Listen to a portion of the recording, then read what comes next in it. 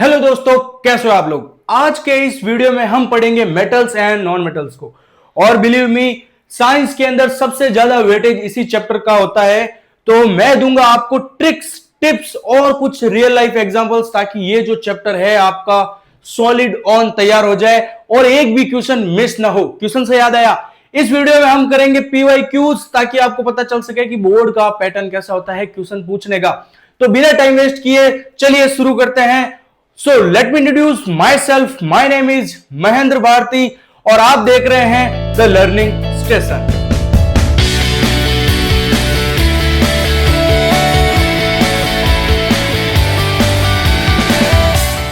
तो सबसे पहले हम पढ़ेंगे physical properties metals and non metals की। तो मेटल्स कैसे होते हैं? हार्ड होते हैं, और नॉन मेटल हार्ड नहीं होते। नॉन मेटल जो है जनरली गैसेस होती है। ये जितनी भी प्रॉपर्टीज पढ़ेंगे अपन जनरल वे में पढ़ेंगे। तो डेंसिटी मेटल की हाई होती है क्योंकि उसके मॉलिक्यूल्स पास पास होते हैं, और नॉन मेटल जो कि गैसेस है उनके मॉलिक्यूल्स कितने होंगे? दूर दूर होंगे, उनके बीच की जो डिस्टेंस है वो ज्यादा होगी। तो इसकी जो डेंसिटी है नॉन मेटल की वो होती है लो। लस्टरनेस मतलब कि शाइनीपन कौन शो करेगा?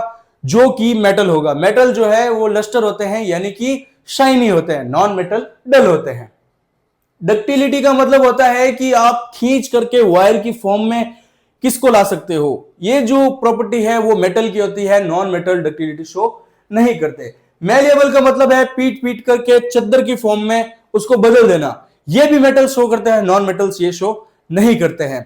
उसके बाद में है हीट कंडक्शन, हीट का ट्रांसफर, वो भी मेटल करते हैं। इसका मतलब ये है कि अगर मैं लोहे की रॉड को आग के पास ऐसे पकड़ करके खड़ा रहूं तो हीट का जो ट्रांसफर है उस एंड से इस एंड तक वो होगा। तो ये हीट के कैसे है? कंडक्टर है, यानी कि हीट को कंडक्ट करते हैं। Metals generally heat conductivity show करते हैं और नॉन मेटल नहीं करते।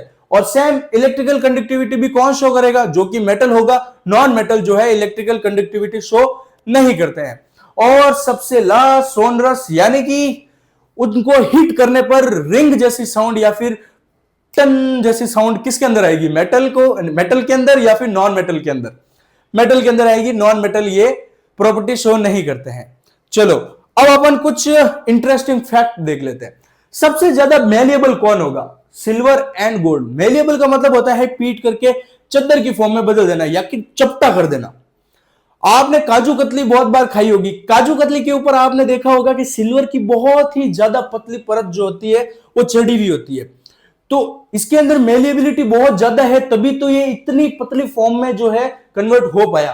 कई बार ऐसी चाय भी होती है या फिर ऐसी कोई मिठाई भी होती है जिसके अंदर सोने की जो है परत चढ़ी हुई होती है। दुबई के अंदर हम देखते हैं, भाई हमने तो नहीं खाई है ऐसी मिठाई जिसके ऊपर सोने की परत चढ़ी हो, लेकिन हाँ यूट्यूब पर देखते हैं कि ऐसी भी मिठाई आती है जिसके ऊपर सोने की परत चढ़ी हुई होती है। तो सबसे ज्यादा मेलिएबल कौन है? Gold and silver. ये मिठाई से आप याद रख लेना कि मिठाई के ऊपर कौन कौन सी लेयर चढ़ी होती है। सिल्वर की होती है और गोल्ड की होती है। जो सबसे ज्यादा अमीर है, रईस ज्यादा है, दुबई के जो शेख हैं, वो मिठाई भी वैसी खाते हैं जिसके ऊपर सोने की परत चढ़ी हो। उसके बाद में मोस्ट डक्टिलिटी। डक्टिलिटी का मतलब होता है खींच करके वायर की फॉर्म में बदल देना। तो ये सबसे ज्यादा प्रॉपर्टी कौन शो करता है? गोल्ड। इसीलिए गोल्ड को अपन किसी भी शेप के अंदर ढाल सकते हैं और ज्वेलरी के अंदर कोई भी अपन जो है ज्योमेट्री उसको दे सकते हैं बिकॉज ऑफ डक्टिलिटी। तो सबसे ज्यादा डक्टाइल कौन है? गोल्ड। और मेलिएबल कौन है? सिल्वर एंड गोल्ड दोनों। ठीक है, चलो मोस्ट थर्मल कंडक्टर कौन होते हैं? Silver and copper. Thermal conductor का मतलब है कि हीट करने पर हीट बहुत ही ज्यादा तेजी से किसके अंदर ट्रांसफर होगी? वो है सिल्वर एंड कॉपर के अंदर। इसको याद कैसे करेंगे? इसको याद करने की एक ट्रिक बताता हूं आपको ताकि आप कंफ्यूज ना हो। आपने भाभी जी घर पे है, आपने शो देखा है, उसके अंदर अंगूरी भाभी क्या बोलती है? अजी सुनते हो, अजी सुनते हो, या ये जनरल टर्म में बोला जाता है।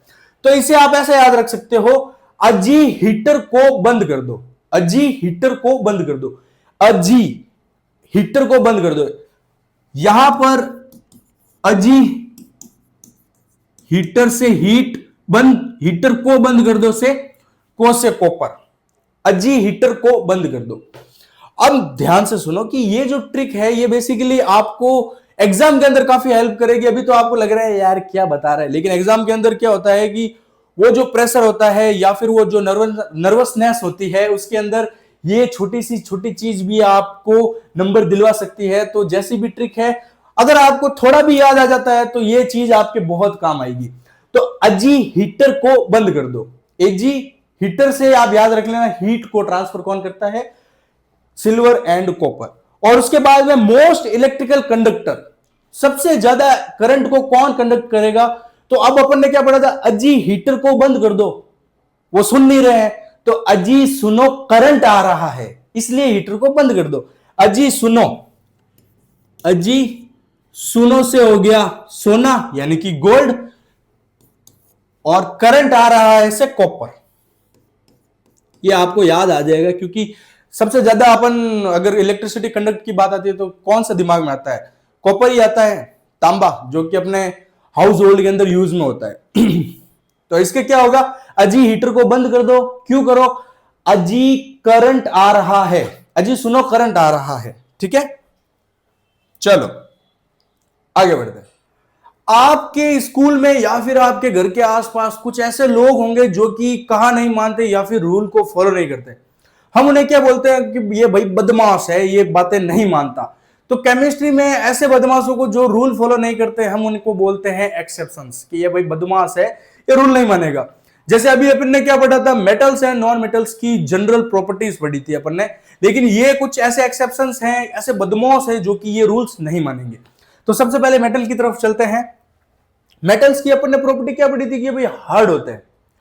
लेकिन lithium, sodium, potassium, gallium and caesium ऐसे एलिमेंट्स हैं जो कि, ऐसे मेटल्स हैं जो कि चाकू से भी काटे जा सकते हैं, इतने सॉफ्ट है।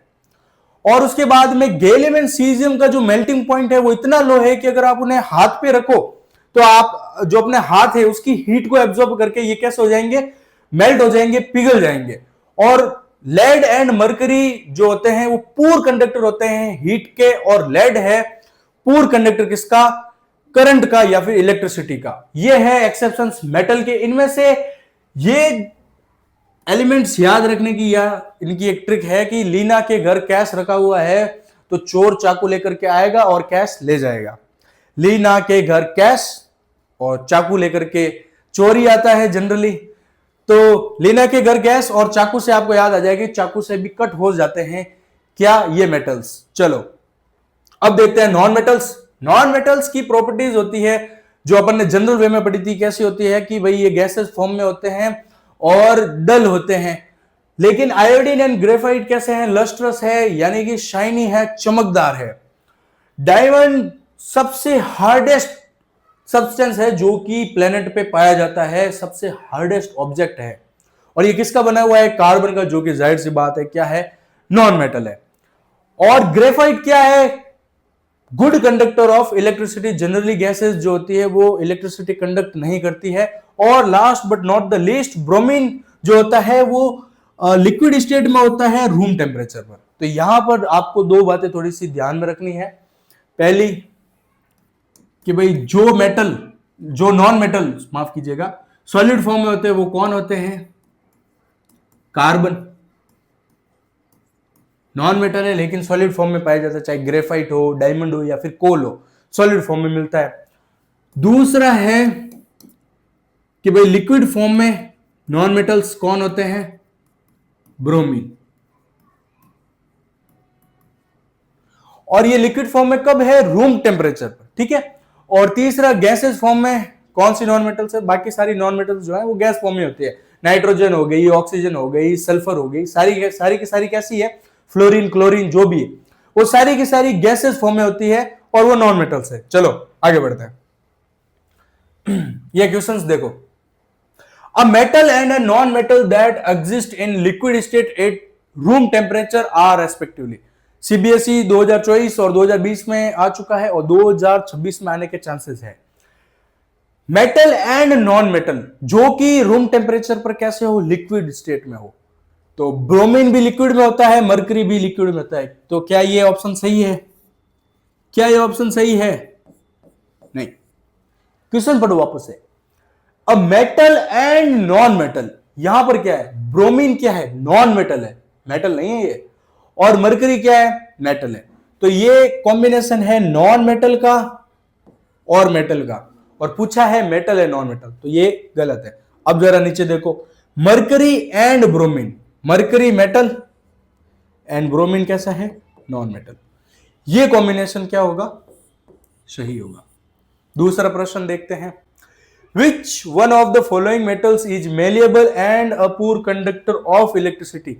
एक ऐसा आपने को मेटल बताना है जो कि मेलिएबल भी है और पुअर कंडक्टर है किसका, इलेक्ट्रिसिटी का, करंट का। कॉपर नहीं, कॉपर तो बहुत ज्यादा अच्छा कंडक्टर है इलेक्ट्रिसिटी का। जिंक, लेड एंड सिल्वर, इसका आंसर है लेड। लेड जो है वो पुअर कंडक्टर होता है किसका, करंट का, और बहुत अच्छा मेलेबल होता है, यानी कि इसको चपटा आसानी से किया जा सकता है। और इसकी मेलिएबिलिटी कैसी होती है, हाई होती है, ज्यादा होती है। तो इसका आंसर क्या है, लेड। चलो आगे बढ़ते हैं। अब आप एक बात बताओ, जब अपन घर में खाना बनाते हैं तो खाना बनाने के लिए जो अपन बर्तन यूज करते हैं उसके अंदर क्या क्या क्वालिटीज अपन देखते हैं। सबसे पहली क्वालिटी होनी चाहिए जो जिस भी मेटल का बना है कि पहला तो वो अच्छा कंडक्टर हो हीट का, दूसरा वो हाई टेम्परेचर पर मेल्ट ना हो। मान लीजिए अपन खाना बना रहे हैं, अच्छा कंडक्टर तो है हीट का, लेकिन हाई टेम्परेचर पर अगर वो पिघल जा रहा है और अपना खाना जो है वो खराब हो रहा है तो वो अपने काम का नहीं होगा। तो दो ऐसे मेटल है जो कि हीट के अच्छे कंडक्टर भी है और साथ ही साथ इनका मेल्टिंग पॉइंट भी बहुत ज्यादा हाई है, तो वो है एल्यूमिनियम एंड कॉपर। तो जो अपने घर में सामान्य तौर पे जो बर्तन अपन यूज में लेते हैं जो खाना पकाने के लिए, वो जनरली कॉपर या फिर एल्यूमिनियम के बने होते हैं। वो इसलिए बनाए जाते हैं क्योंकि वो गुड कंडक्टर होते हैं हीट के और उनका मेल्टिंग पॉइंट बहुत ज्यादा हाई होता है, मतलब बहुत ज्यादा हीट देने पर वो पिघलेंगे। सामान्य 200, 300 या 400 डिग्री सेंटीग्रेड पर भी वो नहीं पिघलेंगे। चलो उसके बाद में है कि भाई आर्टिफैक्ट जो होते हैं या ज्वेलरी जो होती है उनको बनाने के लिए अपन सिल्वर या फिर गोल्ड का यूज क्यों करते हैं। तो सबसे पहली बात तो सिल्वर एंड गोल्ड जो होते हैं वो बहुत ही लेस रिएक्टिव होते हैं, रिएक्टिव सीरीज के अंदर सबसे नीचे आते हैं। तो अगर ये रिएक्टिव बहुत कम है तो हवा से ये रिएक्ट नहीं करेंगे और इनका कलर डल नहीं होगा। कलर से याद आया, ये शाइनी होते हैं। तो अगर कोई ज्वेलरी अगर अपन पहने तो अपन उन्हीं एलिमेंट को पहनेंगे या फिर उन्हीं मेटल्स को पहनेंगे जो कि शाइनी हो, दूसरा उनकी मेलेबिलिटी और डक्टिबिलिटी ज्यादा हो, ताकि उनको किसी भी शेप में अपन ढाल सके, कोई भी शेप अपन बना सके, किसी भी डिजाइन के अंदर अपन उसको तैयार कर सके। तो फिर ज्वेलरी के अंदर सिल्वर एंड गोल्ड को क्यों लिया जाता है, उसकी मैंने आपको 3 रीजन बता दिए। सबसे पहले तो ये सबसे लेस रिएक्टिव होते हैं और शाइनी होते हैं, तो इनकी शाइन जो है वो काफी लंबे टाइम तक बनी रहती है। दूसरा डक्टिबिलिटी एंड तीसरा मेलेबिलिटी। मेलेबिलिटी एंड डक्टिबिलिटी ज्यादा होने के कारण इसको अपन कोई भी डिजाइन दे सकते हैं, ठीक है। और कोरिजन रेजिस्टेंस भी होता है। कोरिजन रेजिस्टेंस तो इसलिए होता है क्योंकि भाई ये रिएक्टिव बहुत कम होते हैं, तो ये हवा से या पानी से जल्दी से रिएक्ट नहीं करते। Carbon is a non metal that can exist in different forms, each form is called an allotrope. Allotrope का मतलब होता है कि आदमी एक उसके रूप अनेक। अब कार्बन है तो ये कार्बन, लेकिन ये कितने प्रकार के फॉर्म में एग्जिस्ट करता है। ये ग्रेफाइट भी है, डायमंड भी है एंड ये कोल भी है। अब ये जो तीनों ही आइटम है, इन तीनों ही आइटम की जो प्रॉपर्टीज है वो अलग अलग है, लेकिन ये कोर फंडामेंटल बना हुआ किसका है, कार्बन का। तो इन्हें बोला जाता है एलोट्रोप। एलोट्रोप का मतलब होता है कि फंडामेंटल जो एलिमेंट है वो तो सेम है, लेकिन उसके जो फॉर्म्स है वो अलग अलग है, उन्हें कहा जाता है एलोट्रोप्स, ठीक है। चलिए इसके ऊपर अपन क्वेश्चन करते हैं थोड़े से। Right 2 properties of gold which make it most suitable metal for ornaments या फिर ज्वेलरीज। तो कुछ दो अपने को प्रॉपर्टी बतानी है।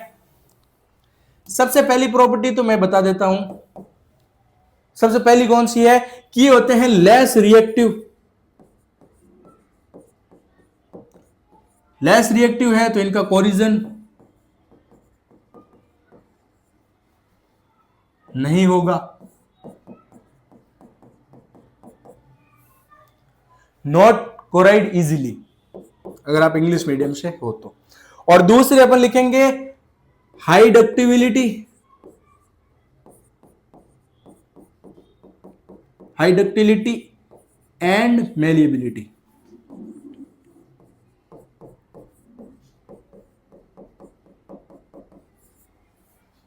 ये दो रीजन हो गए किसके, गोल्ड के, कि इनसे ही ऑर्नामेंट्स अपन क्यों बनाते हैं।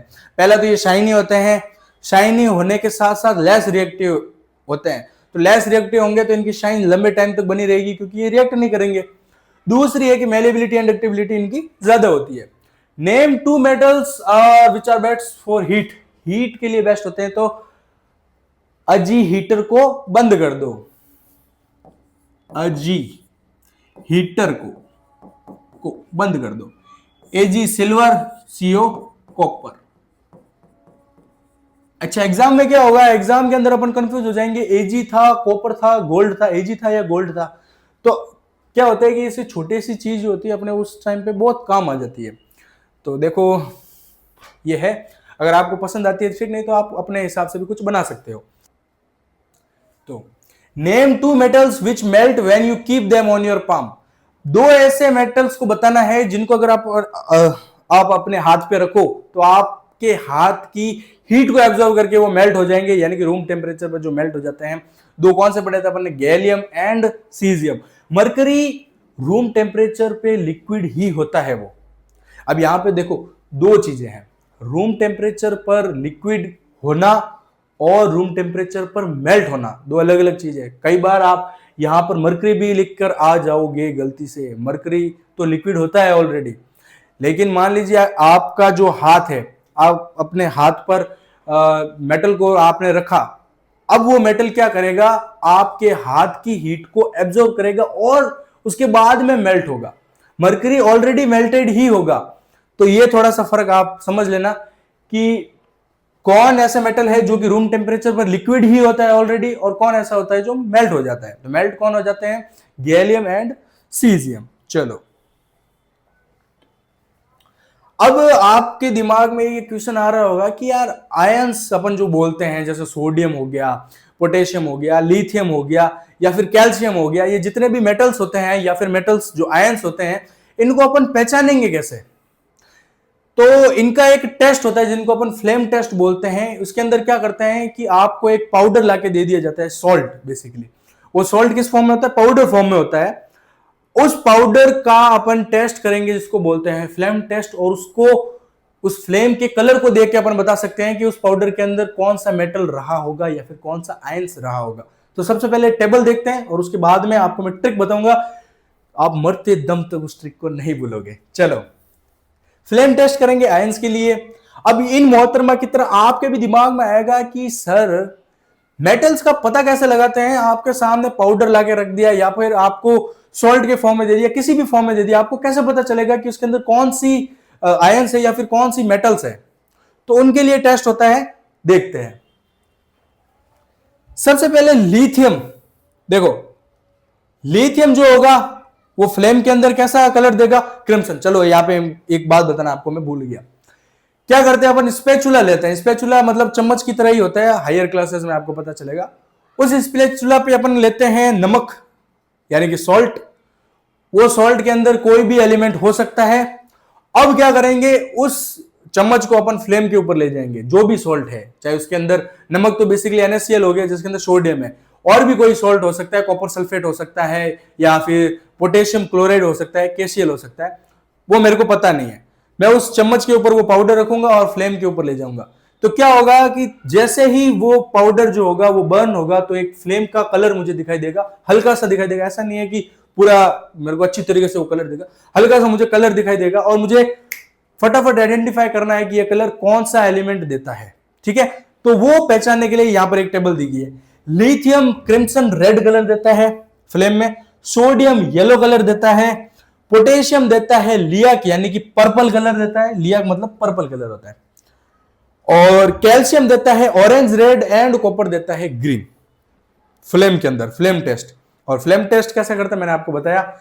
स्पैचुला जिसको अपन नॉर्मल भाषा में चम्मच बोलते हैं, वो चम्मच की तरह होता है, उसके अंदर थोड़ा सा अमाउंट ऑफ अपन लेते हैं, जो भी सॉल्ट अपने को दिया हुआ होता है उस सॉल्ट को अपन ले जाते हैं फ्लेम के ऊपर या फिर बर्नर के ऊपर, और जैसे ही अपन ले जाएंगे तो हल्की सी अपने को फ्लेम दिखेगी, उसके अंदर कुछ कलर दिखेगा।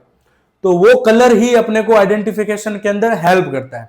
तो ये तो हो गई जनरल टेबल। अब इसको याद कैसे करना है वो जरा आप देखिए। लीना का कैश क्यों है रिपोग्रीन? लीना का कैश क्यों है रिपोग्रीन? क्यों मतलब हमेशा ही कॉपर होगा, ठीक है। मैं जितनी भी ट्रिक बनाऊंगा उसके अंदर क्यों मतलब कॉपर ही रखूंगा। लीना का कैश क्यों है रिपोग्रीन या फिर राइपोग्रीन? लीना का कैश क्यों है राइपोग्रीन? अब लिथियम को टेस्ट करेंगे तो फ्लेम में कैसा कलर आएगा? रेड। सोडियम के अंदर कैसा आएगा? येलो। पोटेशियम के अंदर कैसा आएगा? पर्पल। कैल्शियम के अंदर कैसा आएगा? ऑरेंज। और कॉपर के अंदर कैसा आएगा? ग्रीन। सॉरी, कॉल आ गया था।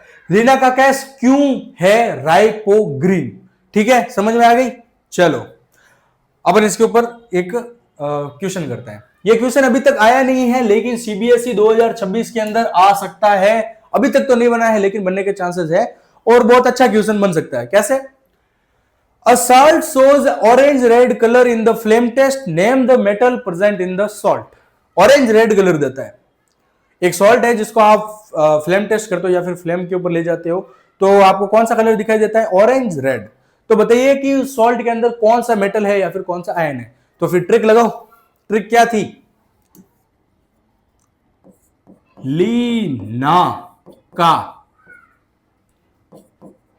कैश क्यों है राइपोग्रीन? राइपोग्रीन। ओके, अब कैसा कलर देता है? रेड ऑरेंज, मतलब रेडिश ऑरेंज टाइप का देता है। तो ऑरेंज कलर कौन देता है? ऑरेंज कलर कौन देता है? कौन देता है? कौन देता है? तो देता है कैल्शियम। कैल्शियम कैसा कलर देता है? ऑरेंज या फिर रेड। तो इसका आंसर क्या हो जाएगा? Calcium ion. कैल्शियम आयन या फिर कैल्शियम मेटल इसके अंदर प्रेजेंट है। ये ट्रिक आपको हेल्प करेगी। आप अपने हिसाब से और कुछ अलग भी बना सकते हो। चलो अब अपन देखते हैं chemical properties of metal. Metal की केमिकल प्रॉपर्टीज के अंदर सबसे पहले अपन देखेंगे मेटल रिएक्शन विथ ऑक्सीजन, जिसके अंदर मेटल बनाएगा मेटल ऑक्साइड। ठीक है, इसको अपन डिटेल में पढ़ेंगे। मेटल रिएक्ट विथ वाटर, तो मेटल हाइड्रोक्साइड बन सकता है और ऑक्साइड भी बन सकता है और साथ में क्या निकलेगी? हाइड्रोजन गैस रिलीज होगी। हाइड्रोजन गैस रिलीज होगी। मेटल की रिएक्शन एसिड के साथ अपन ने पिछले 2 चैप्टर के अंदर अपन पढ़ के आए हैं।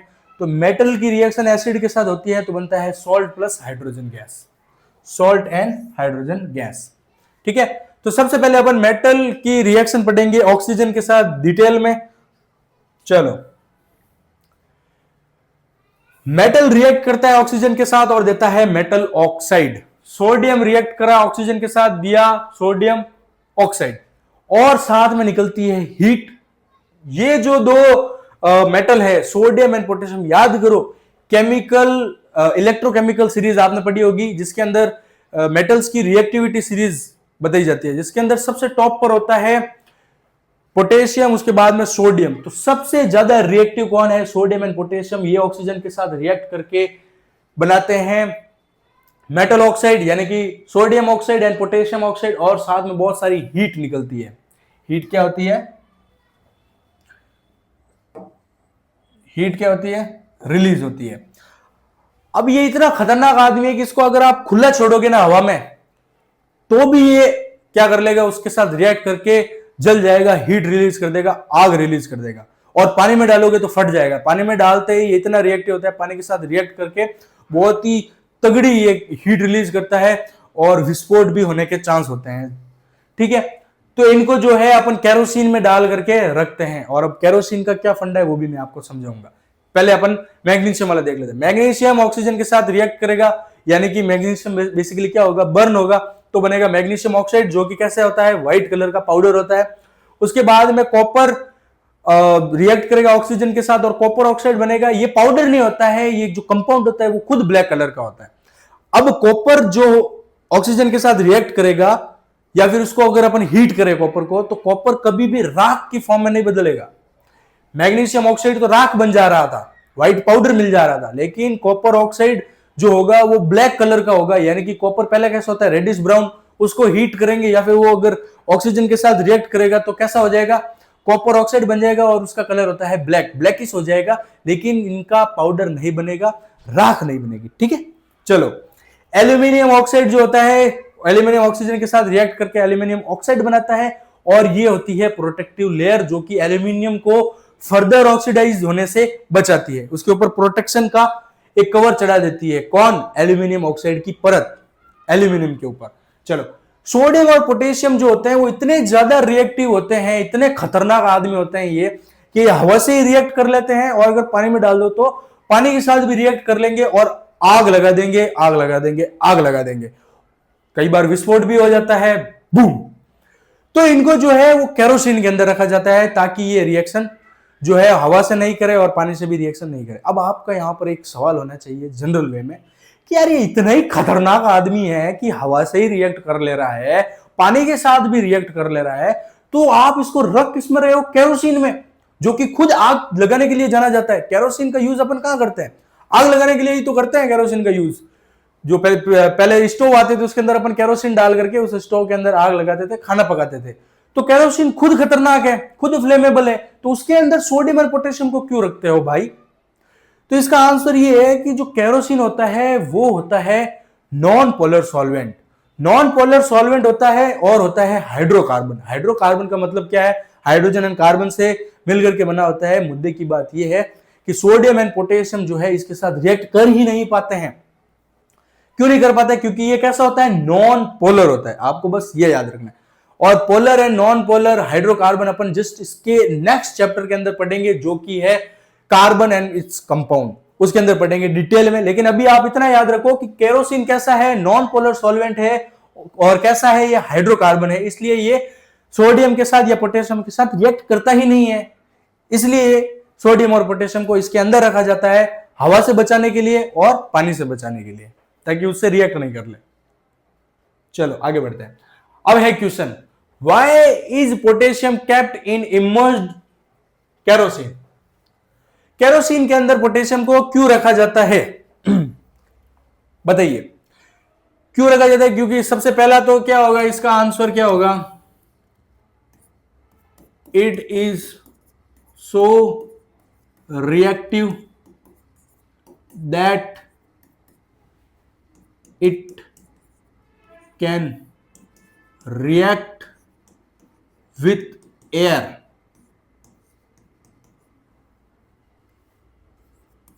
and can produce fire.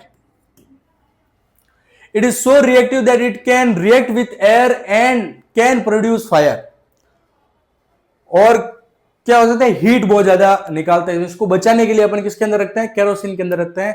तो सबसे पहला तो एयर से बचाने के लिए केरोसिन में रखा जाता है। दूसरा क्या कि एयर के साथ रिएक्ट करके एक्सीडेंटल फायर नहीं लगा दे, आसपास में आग नहीं लगा दे, इसलिए इसको कहां रखा जाता है, केरोसिन में रखा जाता है। चलो, although kerosene is a flammable liquid, sodium and potassium are stored in it. Give a scientific explanation. TLS special है, यानी कि ये जो क्वेश्चन है वो हमने बनाया है, और ये क्वेश्चन आपको बोर्ड में कभी ना कभी जरूर देखने को मिलेगा। 2026 के अंदर नहीं तो 2027 के अंदर ये क्वेश्चन जरूर आएगा कि भाई केरोसिन खुद हाईली फ्लेमेबल है, बहुत ज्यादा आग कारक है, आग लगाता फिरता है केरोसिन खुद। तो इसके अंदर सोडियम और पोटेशियम को क्यों रखा जाता है? जैसे कि मैंने आपको बताया, केरोसिन कैसा सॉल्वेंट है, नॉन पोलर सॉल्वेंट है, जो कि रिएक्ट नहीं करता है किसके साथ, सोडियम एंड पोटेशियम के साथ, और ये एक प्रकार का हाइड्रोकार्बन होता है केरोसिन।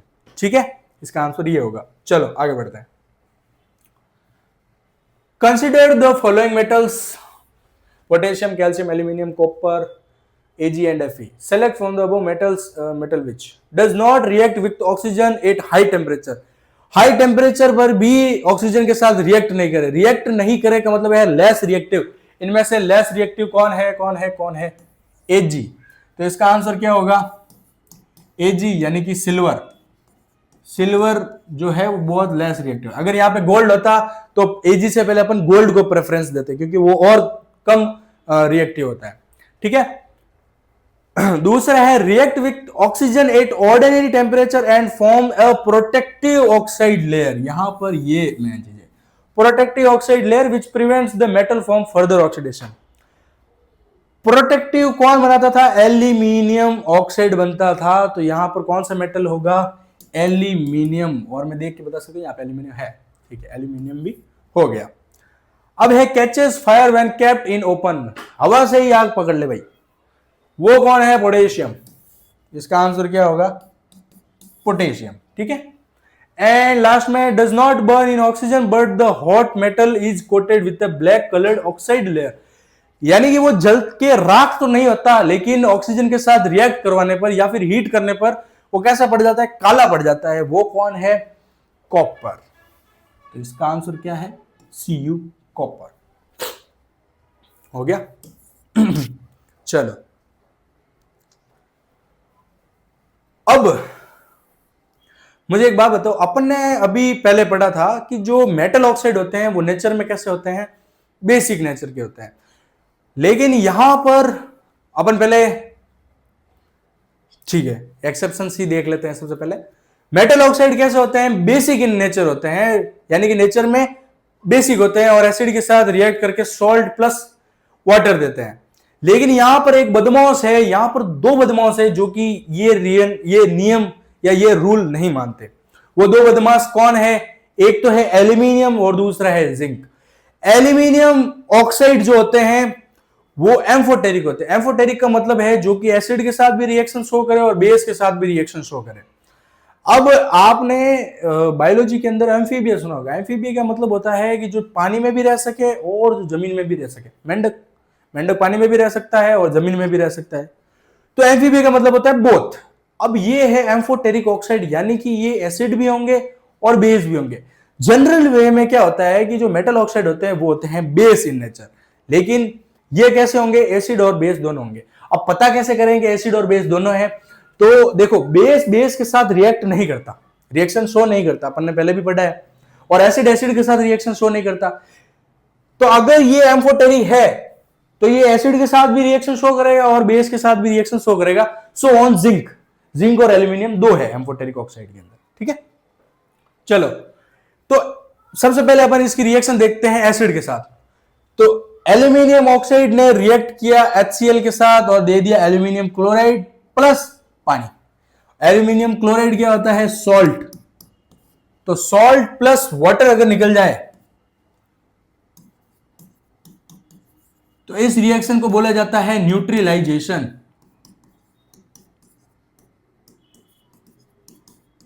स्पेलिंग मिस्टेक पर मत जाना भैया, स्पेलिंग मेरी बहुत ज्यादा खराब है। स्पेलिंग अभी तो क्या है, वो आ गया है ना ऑटो करेक्ट वाला, तो स्पेलिंग की इतनी ज्यादा मतलब हैबिट खराब हो गई है कि नॉर्मल वर्ड की स्पेलिंग भी मैं सही नहीं लिख पाता हूं। तो मतलब आप शब्दों पे जाइएगा प्लीज, स्पेलिंग पे मत जाइएगा। हो सकता है कभी कभी मैं बहुत बेसिक स्पेलिंग ही गलत लिख दूं, तो ठीक है, माफ कीजिएगा यार। चलो, अब ये रिएक्शन शो करेगा बेस के साथ भी। अगर एम्फोटेरिक है तो दोनों के साथ शो करना चाहिए, और ये करता है। एल्यूमिनियम ऑक्साइड रिएक्ट किया सोडियम हाइड्रोक्साइड, जो कि कैसा है? बेस है। पहले अपन ने एसिड के साथ देखी थी। और बेस के साथ रिएक्ट करके भी क्या देता है? Salt plus water. और ये किसकी निशानी होती है सॉल्ट एंड वाटर देने की? वो होती है न्यूट्रलाइजेशन की। न्यूट्रलाइजेशन रिएक्शन के अंदर सॉल्ट एंड वाटर बनता है। तो ये रिएक्शन भी कैसी है? न्यूट्रलाइजेशन।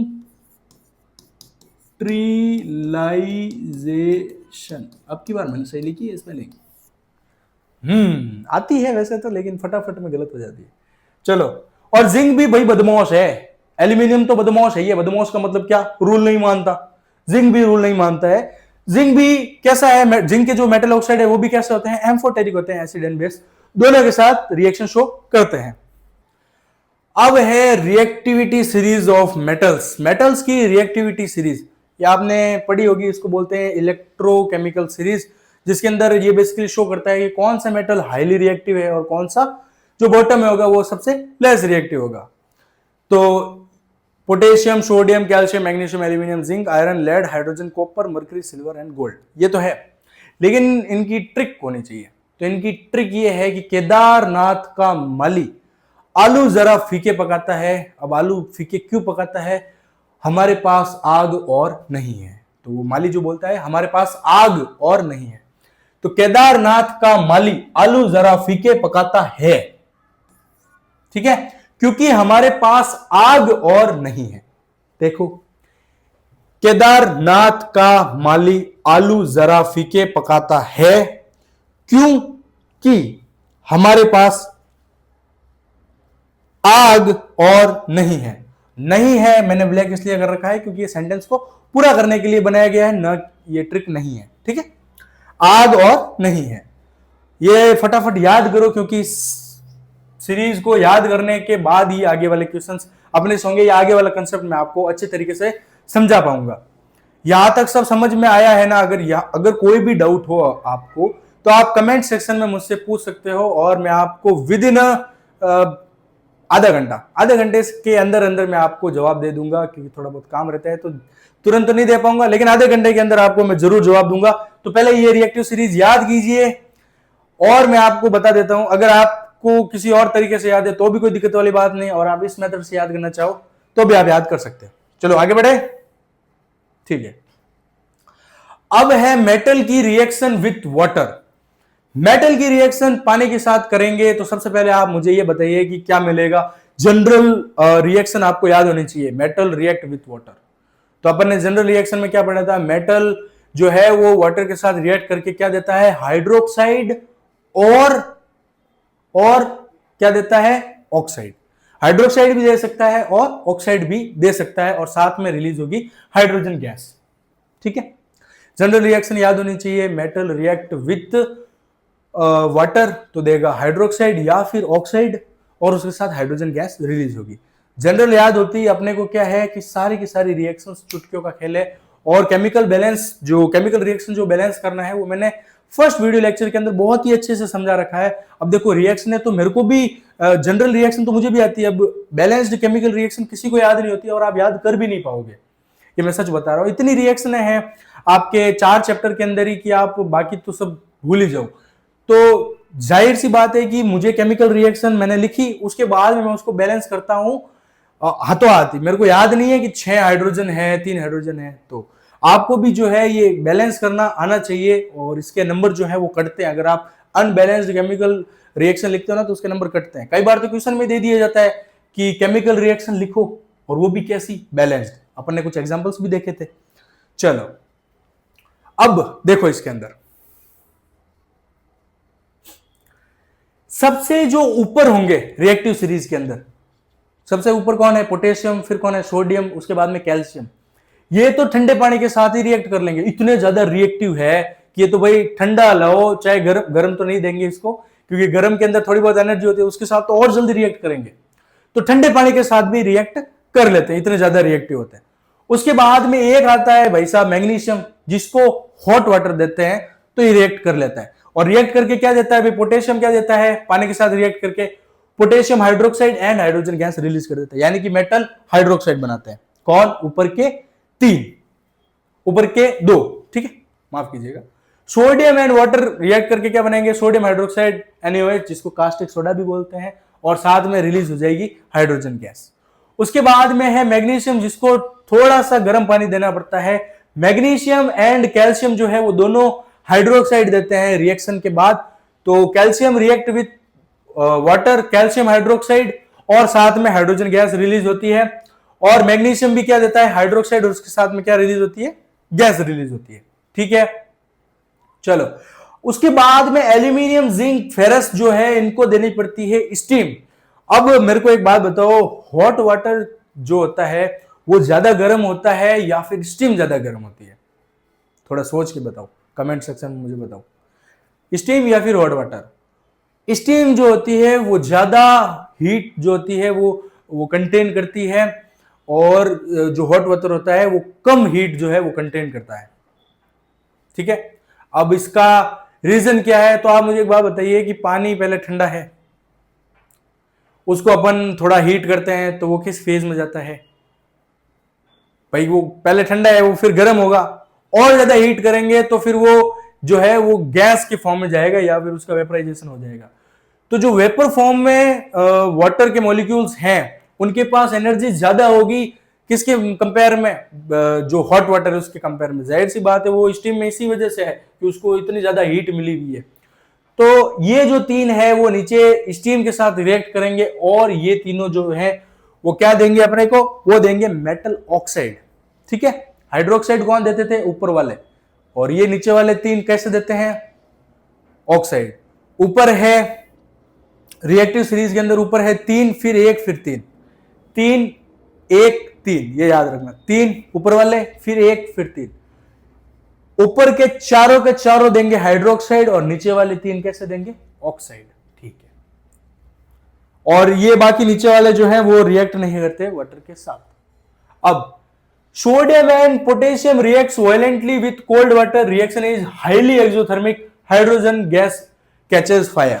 सोडियम और सोडियम एंड पोटेशियम जो है वो वाटर के साथ रिएक्ट करके क्या देते हैं, हाइड्रोक्साइड देते हैं, और उसके साथ हाइड्रोजन गैस रिलीज होती है, और इतनी तेजी से और इतनी अग्रेसिवली ये रिएक्शन होती है कि जो हाइड्रोजन गैस निकलती है वो भी आग पकड़ लेती है, और अपने को जो है आग की लपटें देखने को मिलती है, आग की फ्लेम देखने को मिलती है। किसके साथ रिएक्शन करें तो सोडियम एंड पोटेशियम के साथ। कैल्शियम के साथ इतनी वायलेंट नहीं होती, ये थोड़ा शांत होता है। इसको जब अपन पानी के अंदर, आपने चूने को अगर आपने कभी पानी में डाला है तो क्या होता है, जैसे आप पानी में डालते हो तो ऐसे करके आवाज आती है और हल्की सी गैस अपने को दिखाई देती है, बुलबुले दिखाई देते हैं। तो कैल्शियम के अंदर आग तो नहीं लगेगी, लेकिन यह तो ये भी रिएक्टिव, तो इसको पानी में डालोगे तो हल्की सी भाप निकलेगी और थोड़ी बहुत हीट निकलेगी, और उसके बाद में जो कैल्शियम या फिर मैग्नीशियम जो है आप उसको पानी में डालोगे तो हाइड्रोजन गैस तो निकलेगी बुलबुले के साथ, और ये कैल्शियम और मैग्नीशियम क्या होंगे, हवा क्या बोल रहा हूं, पानी के ऊपर सरफेस के ऊपर तैरते हुए अपने को देखने को मिलेंगे। किसकी वजह से, हाइड्रोजन गैस के बबल की वजह से कैल्शियम और मैग्नीशियम अपने को वाटर सरफेस के ऊपर थोड़े से तैरते हुए दिखाई देते हैं। ठीक है, और यहां पर एक एक्सपेरिमेंट करके दिखा रखा है, ये बताता है कि भाई हाइड्रोजन गैस निकलती है या नहीं निकलती है। तो ये सेटअप क्या है ये थोड़ा देख लेते हैं। आपको ऐसा क्वेश्चन पूछ भी सकते हैं कि एक ऐसा मेटल है जो कि रिएक्ट करता है वाटर के साथ और हाइड्रोजन गैस को बबल फॉर्म में रिलीज करता है। ठीक है, तो उसका एक सेटअप एक्सपेरिमेंट के साथ मुझे बताइए। बोर्ड के अंदर ऐसा क्वेश्चन पूछा हुआ है शायद एक बार। तो उसका सेटअप ये है कि इन्होंने क्या किया है, ये क्यूब ले लिए, अब नीचे लगा दिया ये बर्नर, ये है वुलन को पानी के अंदर डिप कर दिया, तो इसके अंदर वाटर कंटेंट आ गया। अब नीचे से हीट कर रहे हैं तो ये जो वुलन है जो पानी से भिगा हुआ है उसमें से पानी जो है वो स्टीम के रूप में निकल रहा है, स्टीम बन रही है पानी की, और ये यहां पर मेटल रखा हुआ है, और ये मेटल कौन सा है, कैल्शियम या फिर मैग्नीशियम। तो जैसे इसको हीट करेंगे और इस मेटल के साथ रिएक्ट करेगा तो कौन सी गैस निकलनी चाहिए, हाइड्रोजन गैस निकलेगी, वो भी बबल फॉर्म में। बबल फॉर्म में कौन निकलता है, कैल्शियम या फिर मैग्नीशियम। तो यहां पर मेटल, जाहिर सी बात अपन किसको रखेंगे, कैल्शियम या फिर मैग्नीशियम को रखेंगे, और बबल फॉर्म में निकलेगी गैस, वो हाइड्रोजन होगी। और इस हाइड्रोजन गैस का भी एक टेस्ट होता है। क्या होता है, आप कभी कैंडल लाइट डिनर पे गए हो, नहीं गए हो तो कोई दिक्कत वाली बात नहीं है, जब मौका मिले तो डिनर तो कर लेना, और वो जो कैंडल है उसको अपने साथ लेके आ जाना। उस कैंडल से अपन हाइड्रोजन गैस का टेस्ट करेंगे। कैसे, कैंडल जो जली हुई है उस कैंडल को आप यहां पर लेकर आइए जहां पे हाइड्रोजन गैस रिलीज हो रही है। तो जैसे लेकर के आओगे वो जो कैंडल है वो पॉप साउंड के साथ, एस साउंड के साथ बुझ जाएगी। तो ये टेस्ट होता है किसका, हाइड्रोजन गैस का, कि वहां पर हाइड्रोजन गैस थी। चलो आगे बढ़ते हैं। अब ये एक आ रखा है क्वेश्चन 2023 के अंदर, और एक क्वेश्चन और आ रखा है 2021 के अंदर, जिसके अंदर सेटअप जो मैंने आपको बताया था एक्सपेरिमेंट का सेटअप, उससे रिलेटेड क्वेश्चन पूछा था कि एक मेटल है जो कि वाटर के साथ रिएक्ट करके बबल गैस रिलीज करती है, तो एक सेटअप के साथ प्रूफ कीजिए कि वो गैस कौन सी है। तो वो क्वेश्चन शायद मैंने लिया नहीं है, 2023 में ये जो क्वेश्चन आ रहा है उसको देखते हैं अपन। अब metal A reacts violently with cold water. अब भाई कोल्ड वाटर के साथ रिएक्ट कर रहा है वायलेंटली, तो कौन सा मेटल हो सकता है। दो ही मेटल अपने पढ़े, या तो वो सोडियम होगा या वो पोटेशियम होगा। ठीक है, और जो इसके साथ गैस निकलती है, इसके साथ जो गैस निकलती है वो क्या कैच कर लेती है, फायर कैच कर लेती है, ठीक है। Another metal B when dipped in water start floating, भाई दूसरा मेटल जो है उसको वाटर के साथ रिएक्ट करवाते हैं तो वो वाटर के ऊपर तैरने लग जाता है, तो ये मेटल कौन सा होगा। और metal C does not react with cold और hot water but react with steam, steam देने पर वो रिएक्ट करेगा, ना तो वो कोल्ड के साथ करेगा ना वो हॉट के साथ करेगा, लेकिन स्टीम के साथ करेगा। The metal D does not react with metal at all, तो अब बताइए ए बी सी डी कौन सी थी। तो सबसे पहला हिंट तो क्या है, कोल्ड वाटर के साथ रिएक्ट करेगा वायलेंटली और गैस निकलेगा, गैस तो कौन सी निकलती है, हाइड्रोजन, ठीक है, हाइड्रोजन गैस निकलती है। तो वो कौन से दो हो सकते हैं, या तो सोडियम या फिर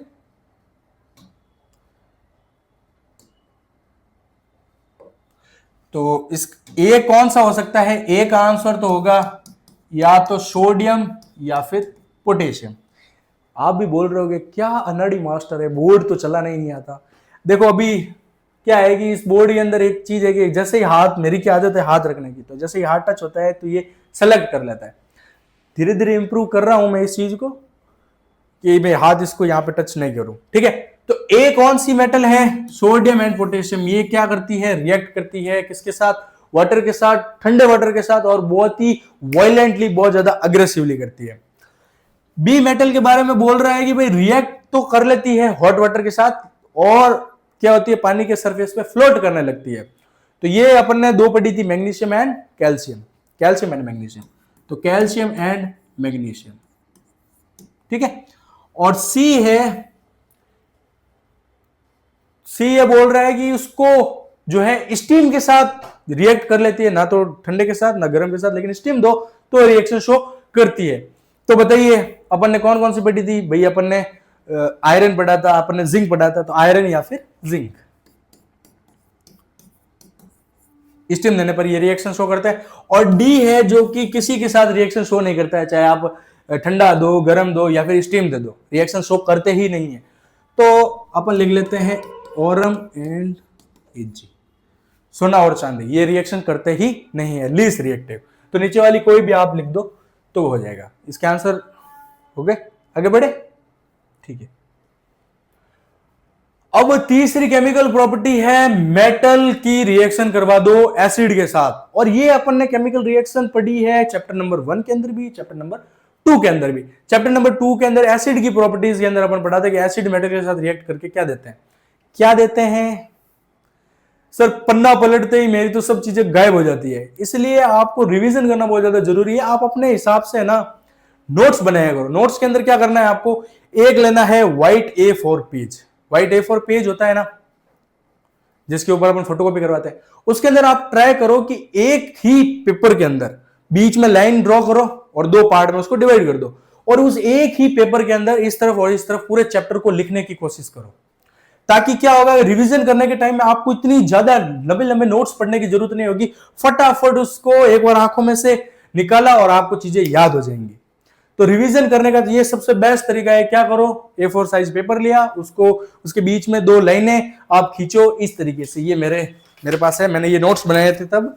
तो क्या करता हूं मैं, इस पेपर के अंदर बीच में लाइन ड्रॉ करता हूं, और जो जो चीजें होती है जितने शॉर्ट्स में मैं लिखने की लिख सकता हूं उतने शॉर्ट में मैं लिखता हूं, और इस एक पेपर के अंदर ही आप कोशिश करो कि आप मैक्सिमम चीजें लिख पाओ।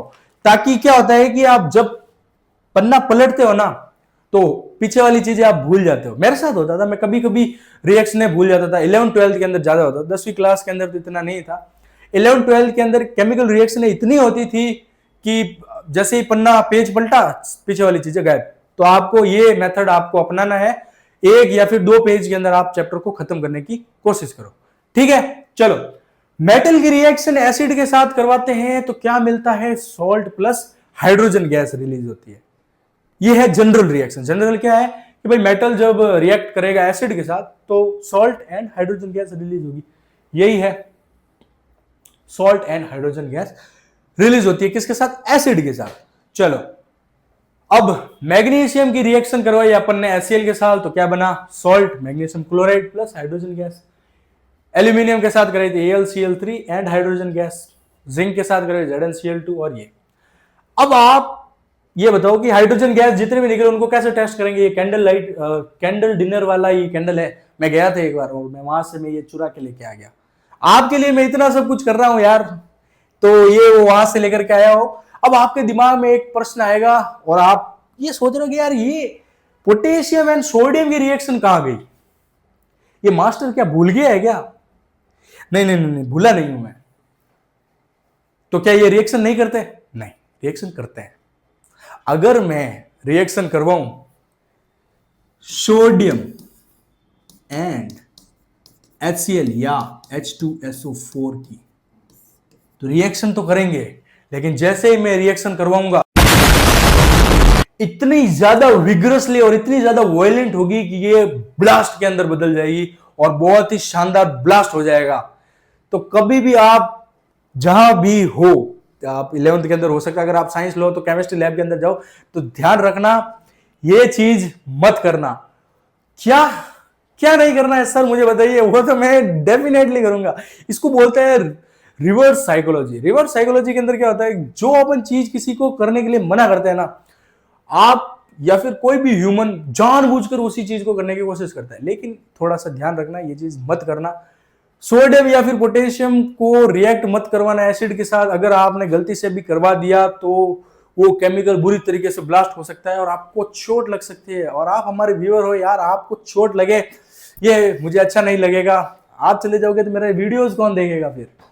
ठीक है, क्योंकि 11th एंड 12th के अंदर भी आपको मैं ही पढ़ाने वाला हूं। अगर आप चाहो तो मैं पढ़ाऊंगा आपको केमिस्ट्री एंड फिजिक्स बोथ। मैं केमिस्ट्री भी बहुत अच्छी पढ़ाता हूं और फिजिक्स भी काफी ज्यादा अच्छी पढ़ाता हूं।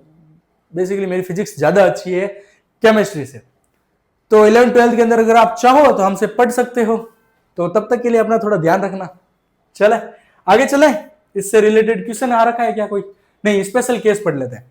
चलो स्पेशल केस इसके अंदर ये है, अपन ने अभी क्या बोला अपन ने अभी कि जो मेटल है वो एसिड के साथ रिएक्ट करके क्या देती है? सॉल्ट प्लस हाइड्रोजन गैस देती है। सही बात है, सही बात है।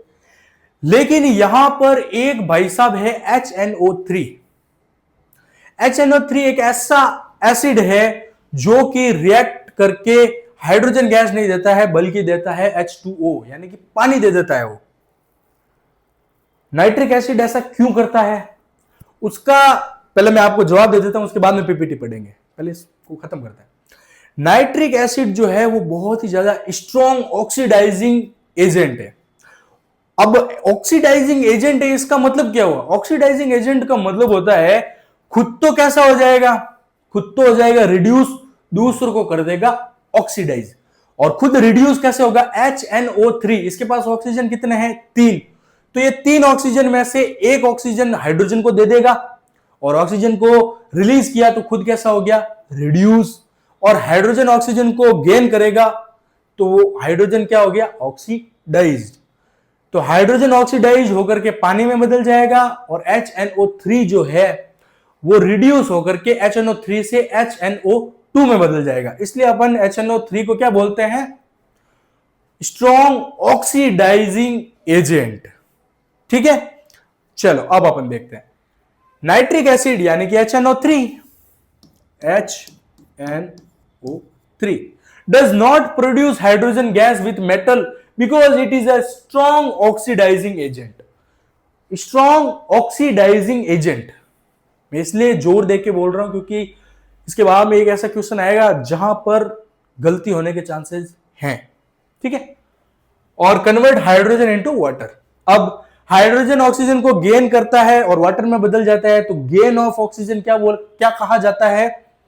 ऑक्सीडाइजेशन। तो हाइड्रोजन का क्या होगा? ऑक्सीडाइजेशन। और HNO3 का क्या होगा? रिडक्शन। वो ऑक्सीजन को लूज करेगा। तो HNO3 का हो गया रिडक्शन एंड हाइड्रोजन का हो गया ऑक्सीडेशन। अब उसके बाद में अपन पढ़ते हैं एक्वारेजिया। अब एक्वारेजिया क्या है? एक्वारेजिया बेसिकली 2 एसिड को मिक्स करके एक सॉल्यूशन बनाया जाता है। वो सॉल्यूशन जो है वो सिल्वर एंड गोल्ड को पिघलाने के लिए काफी इतना स्ट्रांग होता है। और उसको बनाते कैसे? एक्वारेजिया को 3 पार्ट लेते हैं HCl का और 1 पार्ट लेते हैं किसका? HNO3 का। अब इस एक्वा रेजिया की अपने को जरूरत कहां पड़ी? दुनिया में जो है HCl, H2SO4 कई प्रकार के एसिड है, वो एसिड जो है वो गोल्ड को और सिल्वर को जो है पिघला नहीं सकते। तो कई कई बार अपने को भाई जरूरत तो पड़ती होगी ना कि भाई गोल्ड को पिघलाएं, अपन मेल्ट करें। तो केवल और केवल यही है जो कि गोल्ड एंड प्लेटिनम को क्या कर देता है, पिघला देता है, गला देता है या फिर डिसॉल्व कर देता है।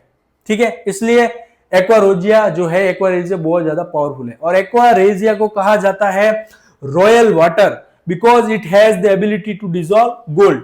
गोल्ड को डिसॉल्व करने की एबिलिटी है किसके पास? एक्वा रेजिया के पास। यहां पर एक छोटा सा करेक्शन में करना चाहूंगा कि मैंने जो पीछे दो शब्द यूज किए थे, मैंने कहा था कि भाई गोल्ड को जो है वो मेल्ट कर दे, मेल्ट नहीं डिसॉल्व कर दे, माफ कीजिएगा, कि भाई गोल्ड को और प्लेटिनम को, ये दोनों ही ऐसे मेटल्स है जो कि बहुत ही कम रिएक्टिव है, बहुत कम रिएक्टिव है।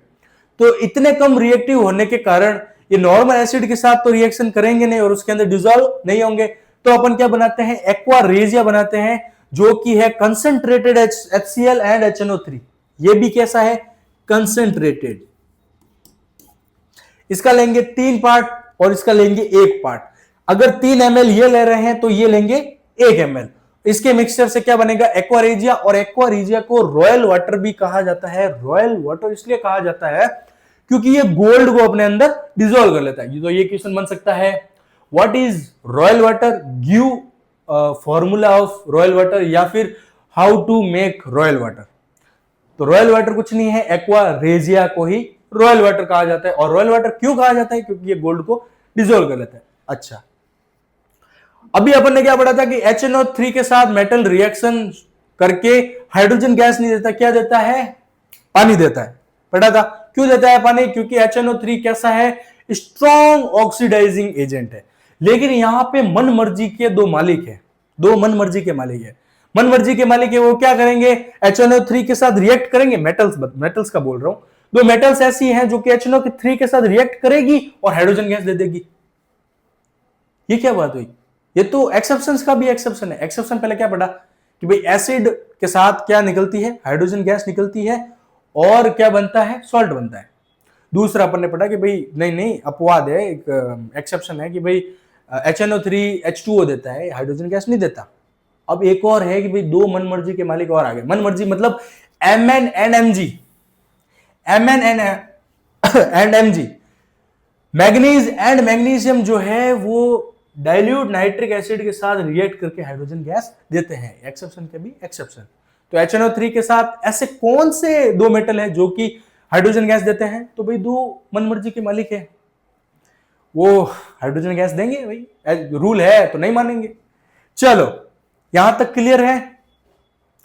ठीक है, मैं थोड़ा सा पानी पी लेता हूं।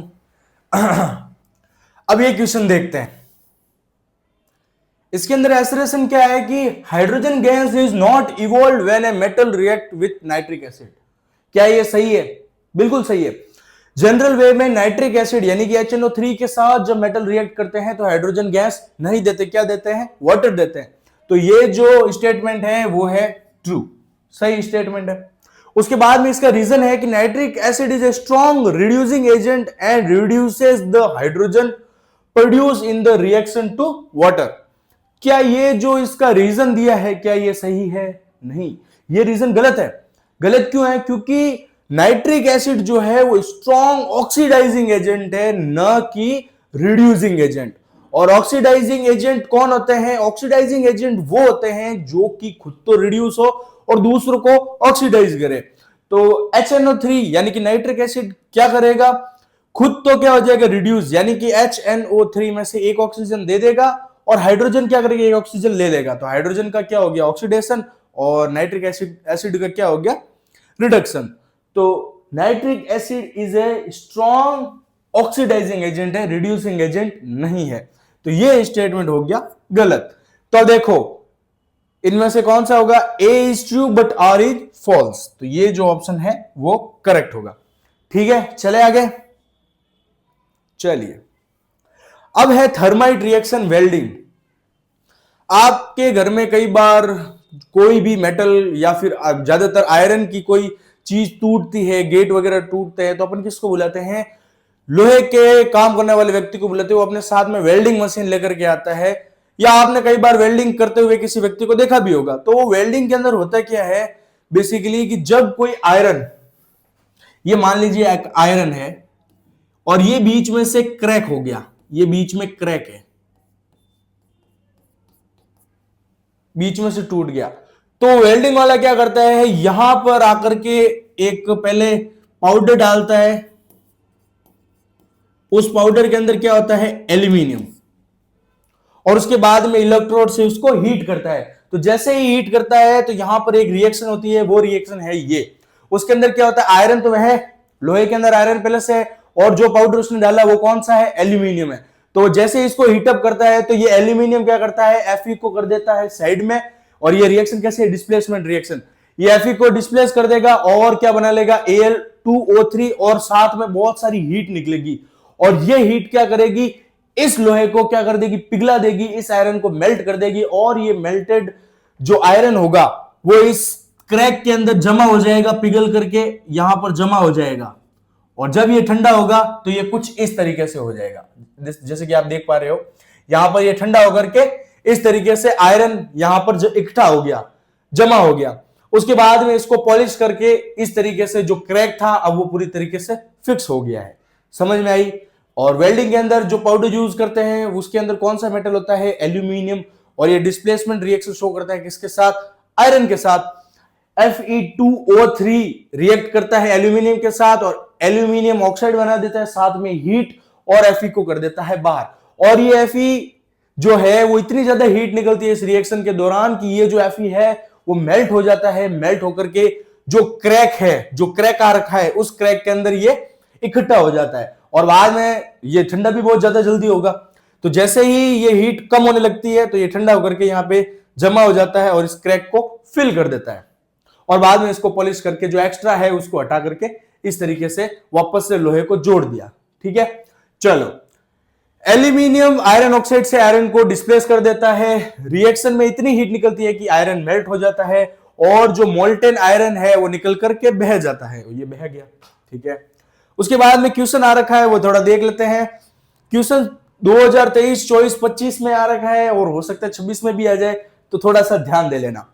क्या बोल रहे हैं क्वेश्चन के अंदर? देखो, a metal x is used in thermite process. Thermite process के अंदर एक मेटल को यूज में लिया जाता है। ठीक है भाई।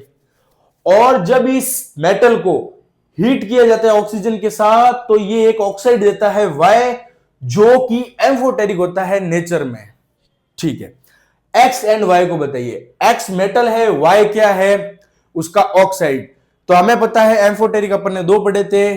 एल्यूमिनियम ऑक्साइड कैसे होते हैं? एम्फोटेरिक इन नेचर होते हैं। और जिंक ऑक्साइड कैसे होते हैं?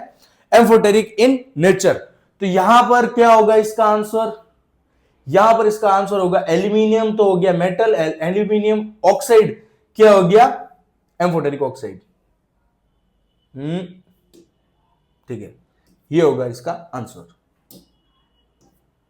चलो आगे बढ़े।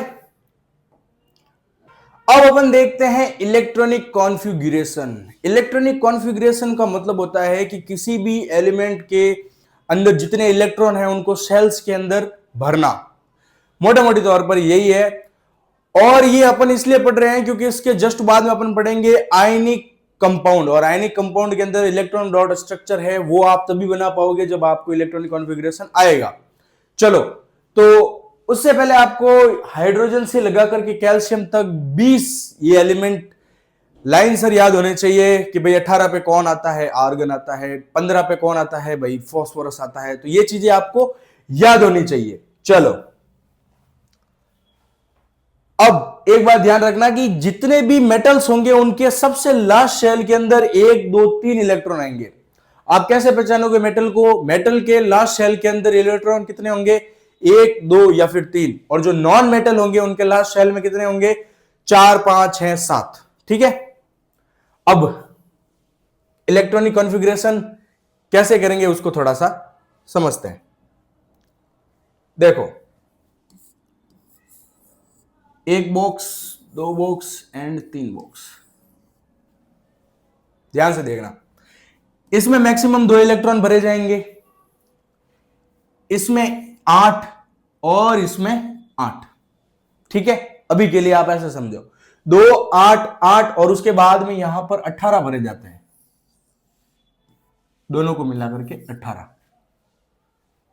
ठीक है, तो मैं पहले आपको करके बताता हूं कि अपन किस किस का देखेंगे। पहले देखेंगे लिथियम का, उसके बाद में अपन देख लेते हैं कार्बन, नाइट्रोजन देख लेते हैं, और मैग्नीशियम देख लेते हैं, एंड कैल्शियम देख लेते हैं। कैसे भरना है? लिथियम का नंबर कितना है? 3 नंबर पे है, तो इसके अंदर अपने को 3 इलेक्ट्रॉन भरने हैं। पहले वाले बॉक्स में कितने आ सकते हैं? सिर्फ 2 इलेक्ट्रॉन आ सकते हैं, एक बच गया तो एक कहां भरेंगे? यहां पर। हो गए टोटल 3, 2 और 1। मैक्सिमम 2 भर सकते हैं इस वाले बॉक्स में, मैक्सिमम 8, और इस वाले बॉक्स में मैक्सिमम 8 भर सकते हैं। ये 18 वाला आप अभी रुको, अगर आपको याद है और आपने पढ़ा है तो ठीक, नहीं तो आप ये 3 बॉक्स तक याद रखो, क्योंकि 20 तक जो है वो 3 बॉक्स काम में आते हैं, और कैल्शियम के अंदर फिर 2 और भर सकते हैं अपन। ठीक है, चलो कार्बन कितने नंबर पे है जरा देख के बताओ। कार्बन कितने पे है? 6 पे है, तो अपने को कितने इलेक्ट्रॉन भरने हैं? टोटल 6। तो पहले वाले में कितने आ सकते हैं? मैक्सिमम 2, पीछे कितने बचे? 4, तो ये 4। ये सबका कौन सा शेल है? Last shell. ये सबसे लास्ट शेल है, और लास्ट शेल में अगर 1 2 या 3 हो तो वो मेटल, 4 5 6 और 7 हो तो वो नॉन मेटल। लिथियम के लास्ट शेल में कितने इलेक्ट्रॉन है? 1, तो ये क्या होगा? मेटल। ठीक है, और 4 है लास्ट शेल के अंदर, तो ये क्या होगा? Non metal. ठीक है, लास्ट शेल के अंदर अपने को ध्यान रखना है। नाइट्रोजन कितने नंबर पे आता है? 7। देखो नाइट्रोजन 7 नंबर पे, 2 भर सकते हैं फर्स्ट वाले के अंदर। अब कितने बचे? 5, तो ये रहा 5। 1 2 3 मेटल, 4 5 6 7 नॉन मेटल, तो ये भी क्या है? Non metal.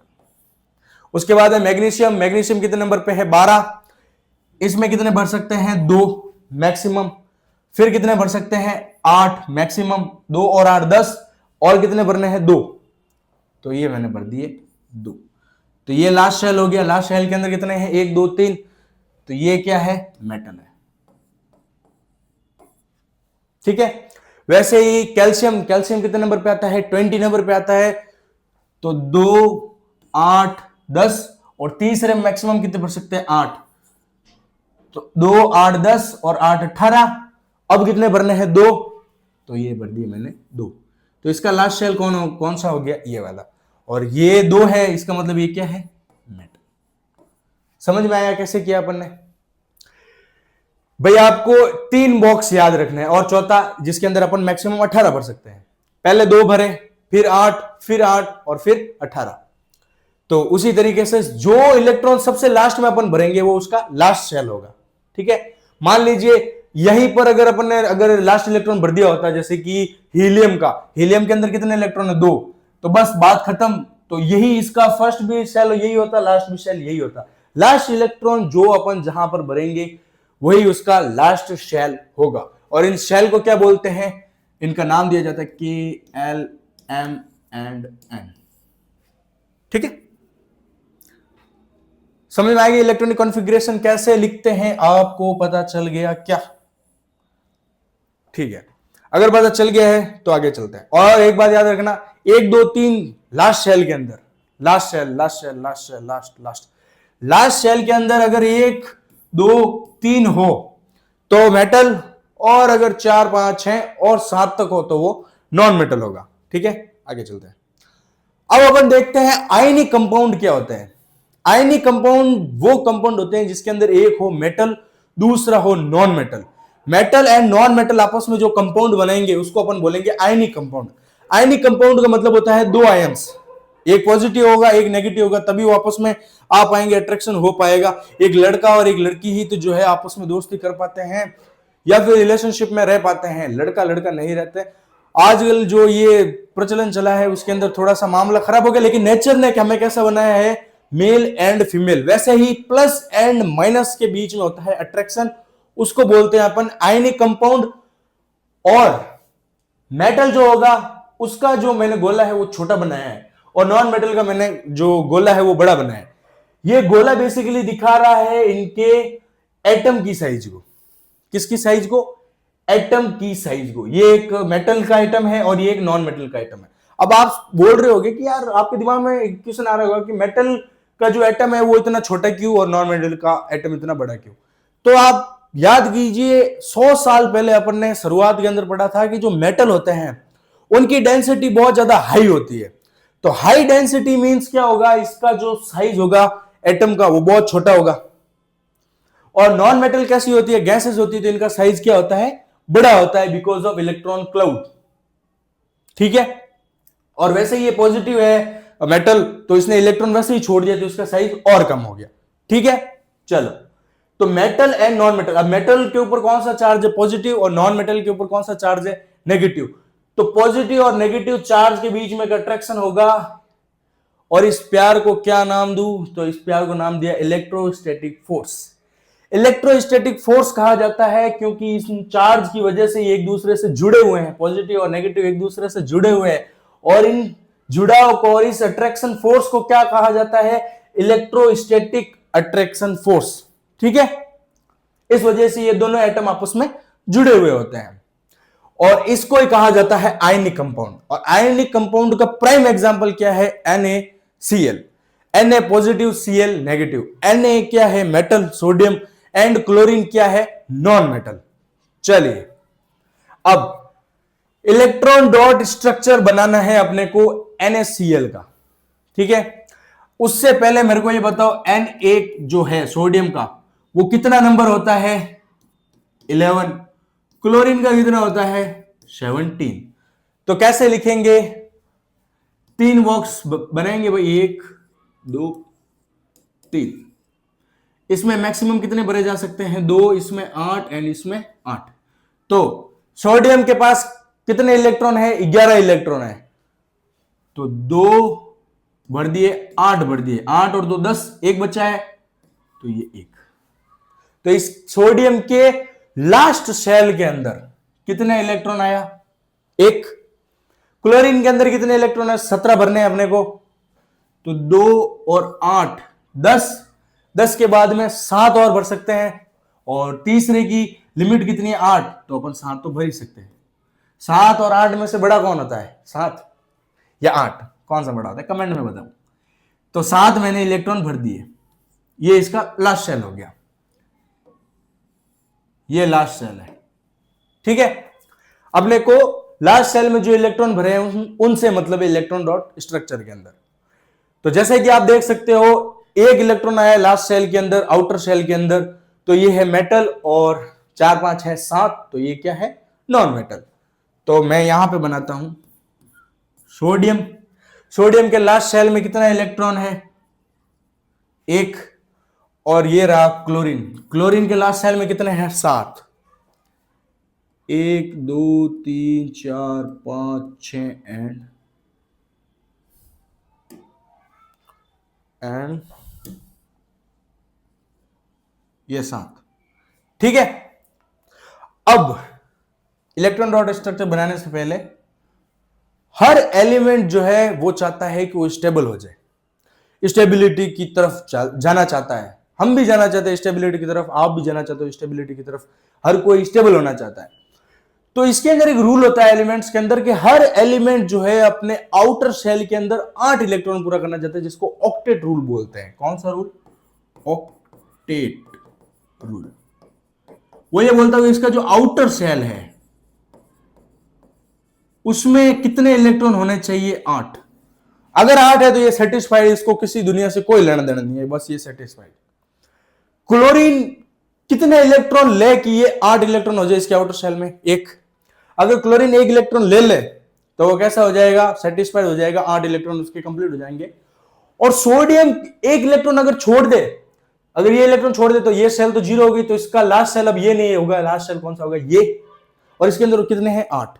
तो सोडियम चाहेगा कि मैं 1 इलेक्ट्रॉन छोड़ दूं, और क्लोरीन चाहेगा कि 1 इलेक्ट्रॉन मैं ले लूं। तो ये है मेटल और ये है नॉन मेटल।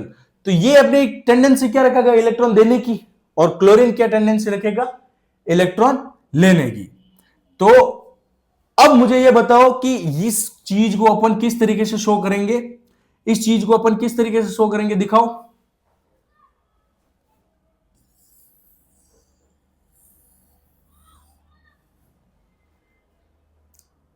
कैसे शो करेंगे?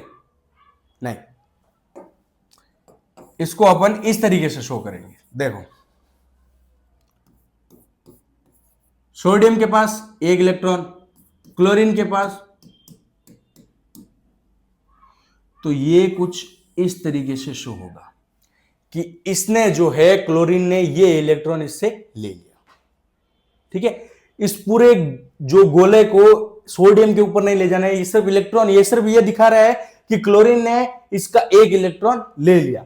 तो ये अगर एक इलेक्ट्रॉन इससे ले लेगा तो सोडियम के ऊपर कैसा चार्ज आ जाएगा, और क्लोरीन के ऊपर कैसा चार्ज आ जाएगा, नेगेटिव। और इसी वजह से इनके बीच में होगा अट्रैक्शन, और ये जो कंपाउंड बनेगा ये बहुत ज्यादा स्ट्रॉन्ग कंपाउंड बनेगा। और आयनिक कंपाउंड बहुत ज्यादा स्ट्रॉन्ग और बहुत ज्यादा स्टेबल कंपाउंड होता है। ठीक है, तो इसका इलेक्ट्रॉन डॉट स्ट्रक्चर कैसा होगा, इस तरीके से। क्लोरीन के पास 7 थे, इसने एक इलेक्ट्रॉन ले लिया, 8 हो गए, तो इसके ऊपर चार्ज आ गया पॉजिटिव, इसके ऊपर नेगेटिव, और इनके बीच में हुआ अट्रैक्शन, जिसको बोलते हैं इलेक्ट्रोस्टैटिक फोर्स। और इस वजह से जो ये कंपाउंड बनेगा वो बहुत ही ज्यादा स्टेबल और बहुत ही ज्यादा हार्ड कंपाउंड बनेगा, स्टेबल कंपाउंड बनेगा। ठीक है, चलो अब इसके ऊपर कुछ क्वेश्चन देख लेते हैं। Draw electron dot structure for these compounds. चलो पहले आप खुद से ट्राई करो, ये आप खुद से ट्राई करो क्योंकि ये थोड़ा सा इंपॉर्टेंट है। चलो, किया आपने खुद से? चलिए अब अपन करते हैं। देखो, मैग्नीशियम का एटॉमिक नंबर कितना होता है, 12। तो कैसे लिखेंगे, 2, 8, 10 एंड ये 2। ठीक है, लास्ट शेल में कितने इलेक्ट्रॉन, 2, तो ये मेटल है।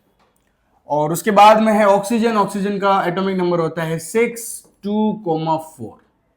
तो ये लास्ट शेल में कितने इलेक्ट्रॉन है, 4, तो ये नॉन मेटल है। तो सबसे पहले आप लिखेंगे अपन मैग्नीशियम। मैग्नीशियम के आउटर मोस्ट शेल के अंदर इलेक्ट्रॉन कितने हैं, 2, और ऑक्सीजन के कितने हैं, 4। ठीक है, तो ये इस तरीके से अपन दिखा सकते हैं, ये भी सही है। और अगर आप इसे इस तरीके से शो करो, ऑक्सीजन 1, 2, 3, 4, और ये इलेक्ट्रॉन को इस तरीके से एरो से दिखाओ, ये भी करेक्ट है। ठीक है, अब यहां पर मैग्नीशियम की वैलेंसी कितनी हो गई, +2, क्योंकि इसने 2 इलेक्ट्रॉन ऑक्सीजन को दे दिए, और ऑक्सीजन ने जो है वो 2 इलेक्ट्रॉन ले लिए, तो -2। इन दोनों के बीच में एक अट्रैक्शन का फोर्स लगेगा जिसको बोलते हैं इलेक्ट्रोस्टैटिक फोर्स ऑफ अट्रैक्शन। ठीक है, इन दोनों के बीच में एक फोर्स लगा बिकॉज ऑफ जो चार्ज इनके ऊपर आया। तो जो चार्ज आया है प्लस माइनस, इसलिए इनके बीच में एक फोर्स ऑफ अट्रैक्शन लगा, वो कौन सा है, इलेक्ट्रोस्टैटिक फोर्स। ठीक है, चलो अब मैं करता हूं MgCl2, इसलिए मैं हटा रहा हूं।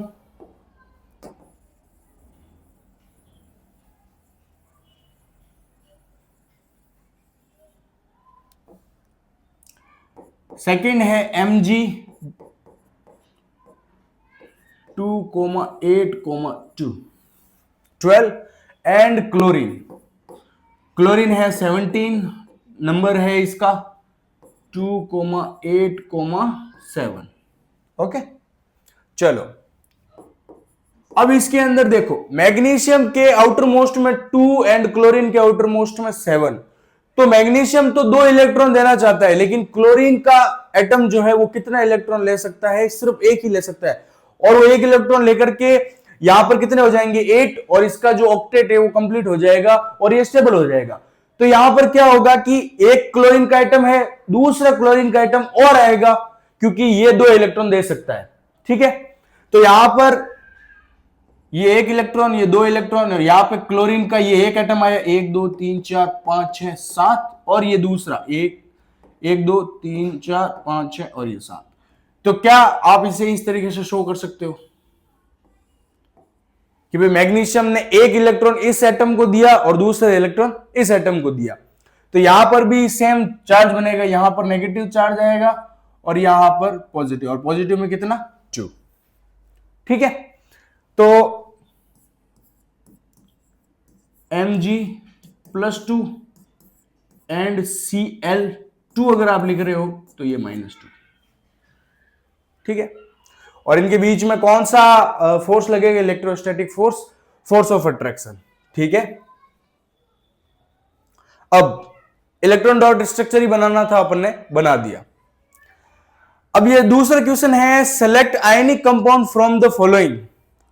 अब आयनिक कंपाउंड कौन होंगे? एक मेटल होगा, दूसरा नॉन मेटल होगा। तो इसमें देखिए, कार्बन एंड क्लोरीन दोनों ही क्या है? नॉन मेटल है।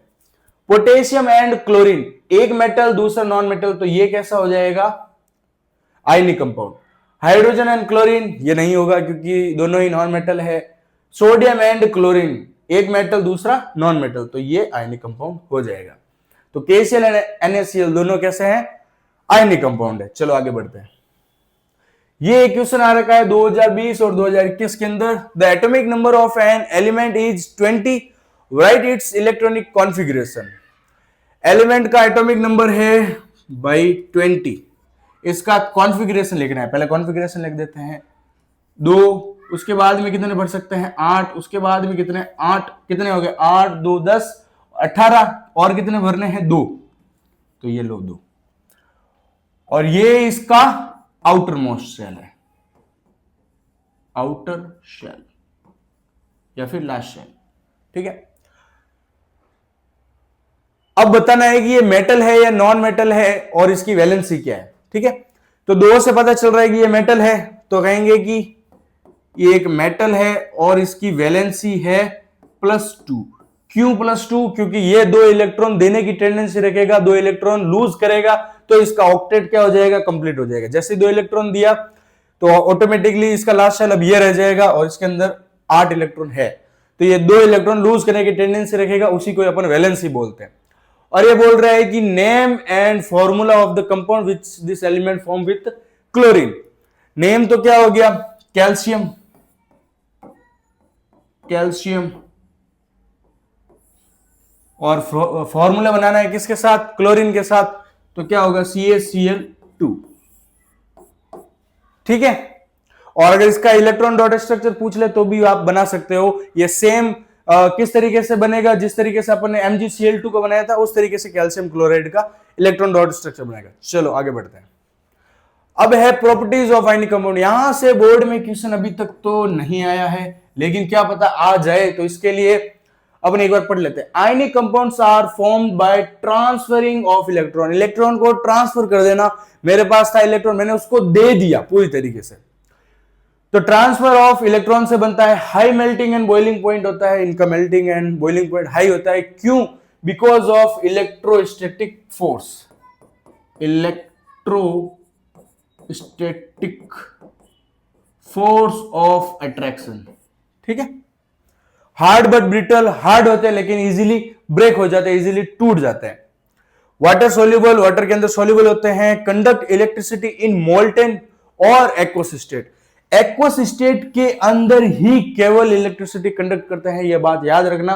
क्यों? क्योंकि एक्वस कंडीशन के अंदर ही आयंस फ्री होते हैं, ऐसे आयंस फ्री नहीं, एक दूसरे से बंधे हुए हैं। तो ये थोड़ा सा ध्यान रखना कि ये इलेक्ट्रिसिटी कंडक्ट तो करते हैं, लेकिन कब करते हैं? जब ये एक्वा सॉल्यूशन के अंदर हो या फिर वाटर के अंदर डिसॉल्व हो तब। और इनका स्ट्रक्चर होता है क्रिस्टलाइन, ये क्रिस्टल होता है। ठीक है, चलिए आगे बढ़ते हैं। अब आपके दिमाग में एक क्वेश्चन आ रहा होगा, जैसे कि इन भाई साहब के दिमाग में आ रहा है कि हमें मेटल मिलते कहां से हैं, ये मेटल आते कहां से हैं। तो होता क्या है दोस्तों, जो अर्थ का क्रस्ट है, जमीन के अंदर जब अपन ड्रिल करते हैं, माइनिंग करते हैं, तो वहां से अपने को कंपाउंड मिलता है, मिनरल्स मिलते हैं जो कि कंपाउंड फॉर्म में होते हैं। उन मिनरल्स के अंदर मेटल भी होंगे, नॉन मेटल भी होंगे, उसके साथ सॉइल भी होगी, मड भी होगी, और मतलब कई प्रकार की इंप्योरिटीज होगी। जैसे कि एक कोई कंपाउंड है अपने पास जो अपन ने माइन करके निकाला, ये एक कंपाउंड है। ओके, इस कंपाउंड का अपन ने पाई चार्ट बना रखा है। मैं ये पाई चार्ट ये दिखा रहा है इस कंपाउंड के अंदर कौन कौन से एलिमेंट है। तो हमने पता करा कि इसके अंदर आयरन है 55%, ऑक्सीजन है 30%, सॉइल वगैरह जिसको गोंज बोलते हैं वो 10%, और 5% है अदर इंप्योरिटीज। ठीक है, तो मुझे एक बात बताइए, इसमें मेटल जो है 55% है, तो इसमें से यानी कि इस कंपाउंड में से मेटल निकालना क्या मेरे लिए फायदेमंद होगा? बिल्कुल होगा। 55% है तो मेरे लिए बेनिफिशियल होगा। अगर यहां पर आयरन की जो क्वांटिटी है, अगर मान लीजिए वो 2% 10% होती तो ये मेरे लिए फायदे का सौदा नहीं होता, क्योंकि लगाता तो मैं 35 लाख और घाटा मेरा 36 लाख का हो जाता, ये वो वाली बात है। तो इसलिए ये बेनिफिशियल है क्योंकि इसके अंदर एक पर्टिकुलर मेटल की जो परसेंटेज है वो बहुत ज्यादा है, और मेरे लिए ये बेनिफिशियल होगा, प्रॉफिटेबल होगा। ठीक है, तो समझ में आई। सबसे पहले अपने को मिनरल्स के फॉर्म में मिलते हैं मेटल्स, और ये कैसे होते हैं? कंपाउंड होते हैं, और कंपाउंड के अंदर काफी चीजें मिक्स के अंदर होती है, उनमें से फिर मेटल को एक्सट्रैक्ट किया जाता है। तो अपन अब देखेंगे मेटल को एक्सट्रैक्ट कैसे किया जाता है, एक्सट्रैक्शन ऑफ मेटल।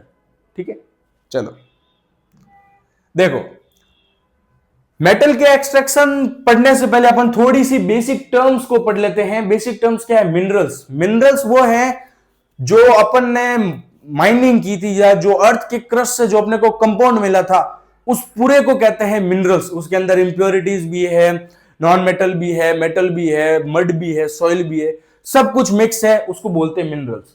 एलिमेंट्स और compounds which occur naturally in earth crust. Earth के क्रस्ट के अंदर नेचुरली जो हमें कंपाउंड मिला उसको अपन ने बोला मिनरल।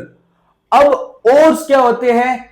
ये वो मिनरल्स हैं जिसके अंदर एक पर्टिकुलर मेटल हाई अमाउंट के अंदर मौजूद है। जैसे कि मैंने आपको कहा था पीछे मैंने ये दिखाया था, ये पर्टिकुलरली एक मिनरल है जिसके अंदर ये दिखा रहा है कि आयरन इसके अंदर 55% है। पर्टिकुलर जो मेटल है वो सबसे ज्यादा है, तो ये मेरे लिए क्या है? प्रॉफिटेबल है। इसको क्या बोल देंगे? ओरिस। अब ये ओर्स या फिर ओरिस जो है उसके अंदर मेटल की मात्रा ज्यादा है, मेरे लिए प्रॉफिटेबल है, तो फिर इसको आगे अपन करेंगे कंसंट्रेशन यानी उसको प्योर करेंगे, मेटल को अलग करेंगे।